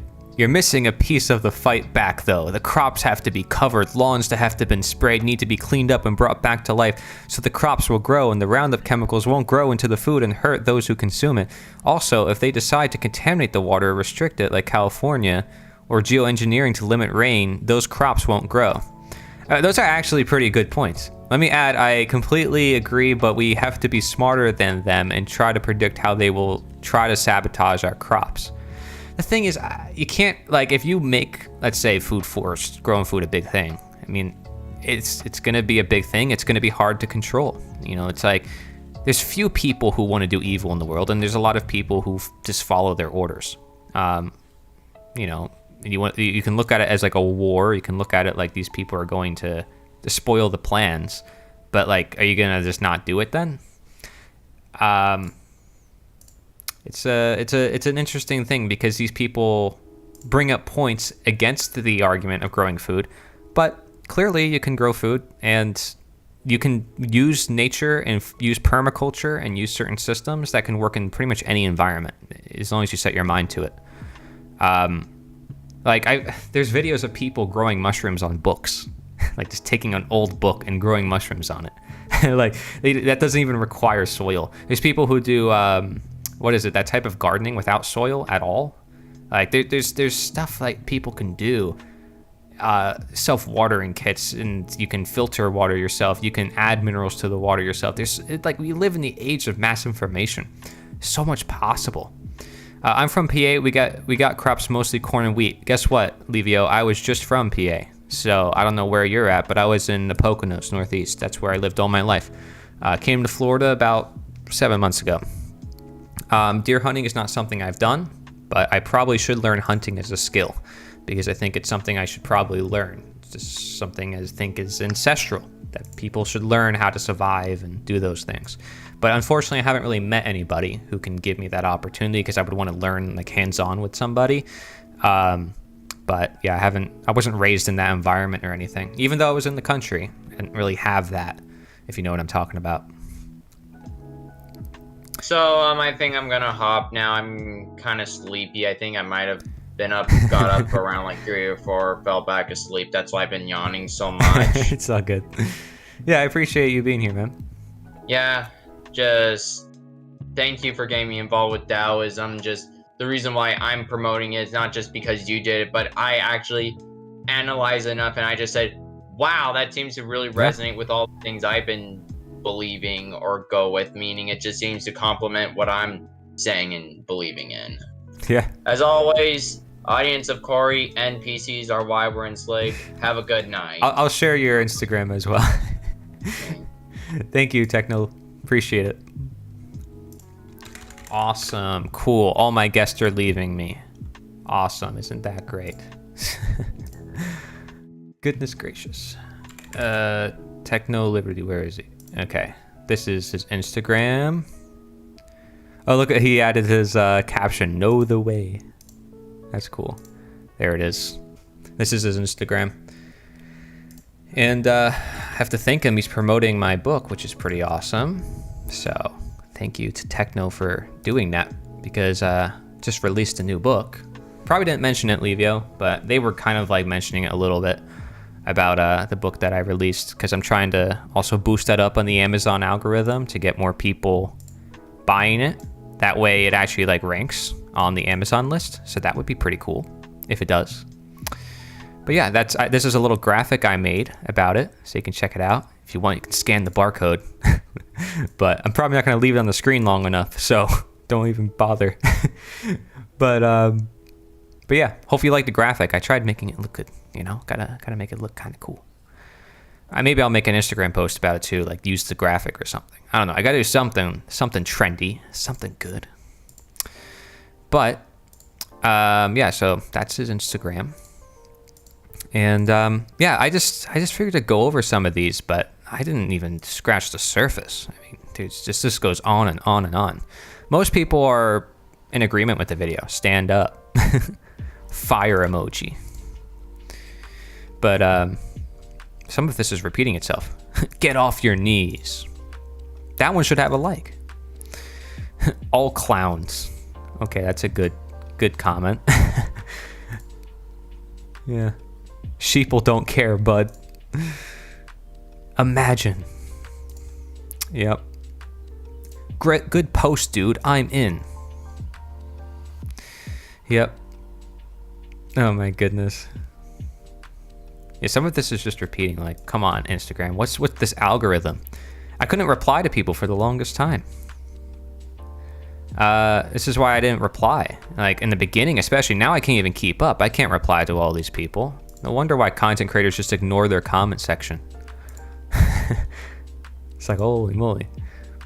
All the people you mentioned want to lose restrictions on the amount of poison in our food, air, and water. They have a common message. It's that they don't care about the people or health or the future, only how much money they can amass. Yeah, you know, a lot of things are about money, but just really people have never tried it. They've never walked into a food forest. And a lot of people just don't even think it's possible. They doubt themselves. So it's something different to be there in person, to feel the energy, versus to just judge it from the outside. You know, to be one with the practice versus never practicing it at all. It's like two different echo chambers. Exactly, 100% right. Love you, brother. Man, I want to reply to that person, but like, holy moly, this is just too much. Imagine all those guys doing a comedy hour. Oh, all these people? The people in the video. Yeah, jeez. Some of this is not even in English. Like, they watch the video, they see it's in English. Huh? I so agree. That is what I am trying. Cool. Don't forget Jordan Peterson. Like, what are we supposed to just name people? Let's protest the New World Order. I like how some people tag Joe Rogan as if they're gonna like look at this video. I mean, that would be pretty cool if they did. Not gonna lie, that's pretty cool that they did that. Actually, several people did it. That's pretty cool. 32 countries ban U.S. foods. Chemical equals money. That's accurate. Only Jesus has absolutely nothing to do with the video. You see that everywhere. All the people are mentioned are controlled opposition. Oh my goodness. Yep. Well, quite interesting. I'm not going to go through this. This is going to be forever. But I appreciate you guys for being here. And for the scuffed stream. Not too professional or anything, just hanging out. And welcome Levio on the Twitch side of things. Glad to have someone on Twitch. It's cool. Most of my content is on YouTube. So there were a lot of comments that I was responding to on YouTube that if you didn't know, that's because I'm multi-streaming to multiple platforms at the same time. If you want to talk to me, you can. I have several like chat servers, so I have a Discord, I have Element, stuff like that. And then maybe one day on stream, if you want, we can talk. But I'm going to probably end the stream for now because I've been going for a while, about 3 hours. So if that's cool with you, I don't want to overdo my stay here, you know what I mean? But I do have this. Go to nita.one/chat. I'll put it in the chat for you as well. You'll see I have a Telegram channel and an Element channel. Element is probably the best way to get in hold of me. Other than that, email. Email is good too, right? You can go to all my links. I have a tap link above my head. If you see there's a tap link, that has like everything, all my links. So if you want to like go to a certain platform, you can do that too. But yeah, I'll put both of those in the chat for you. That way you can just click it and not type it out. But I appreciate it, and if you want to buy the book, it's up to you as well. The book that I recently released on the ancient wisdom of Taoism and how that can, I mean, if I'm going to be honest, save the world. I truly think that philosophy can help a lot of people. So otherwise I wouldn't have produced the book. And barely anyone in the West knows about it. If you're from PA, awesome. Because again, I was from there, and I don't think anybody ever even mentioned Taoism or ancient Chinese wisdom to me. But over here, we just have a whole different mindset. And even in the East, it's not really known well. So we mentioned some of those concepts tonight through the chat. It was all over the place. But it was nice having you here. And if you want, the book is going into everything in our world, from an open-minded point of view, which you seem like you seem pretty open-minded, because some people will come in a chat and just be like, you know what I mean? Like, I want you to talk about this, or what you believe this. It's like they get really defensive. It's like, what's going on? So if you're open-minded, which you seem like you are, feel free to stick around and whatever other content that's around these communities, because there's a lot of great people who are doing great work, and you'll get to find out who they are. It's also just nice to see people who are my age, who are interested in these ideas. So I think that's also really cool. But yeah, so I'm gonna go, and I'll just link one last thing in case you want an easy link to the book. I also have a presentation in case you'd rather, if you're not a reading person, that's fine. I have a presentation format as well you can find on my channels. Peace out, everybody. Peace out.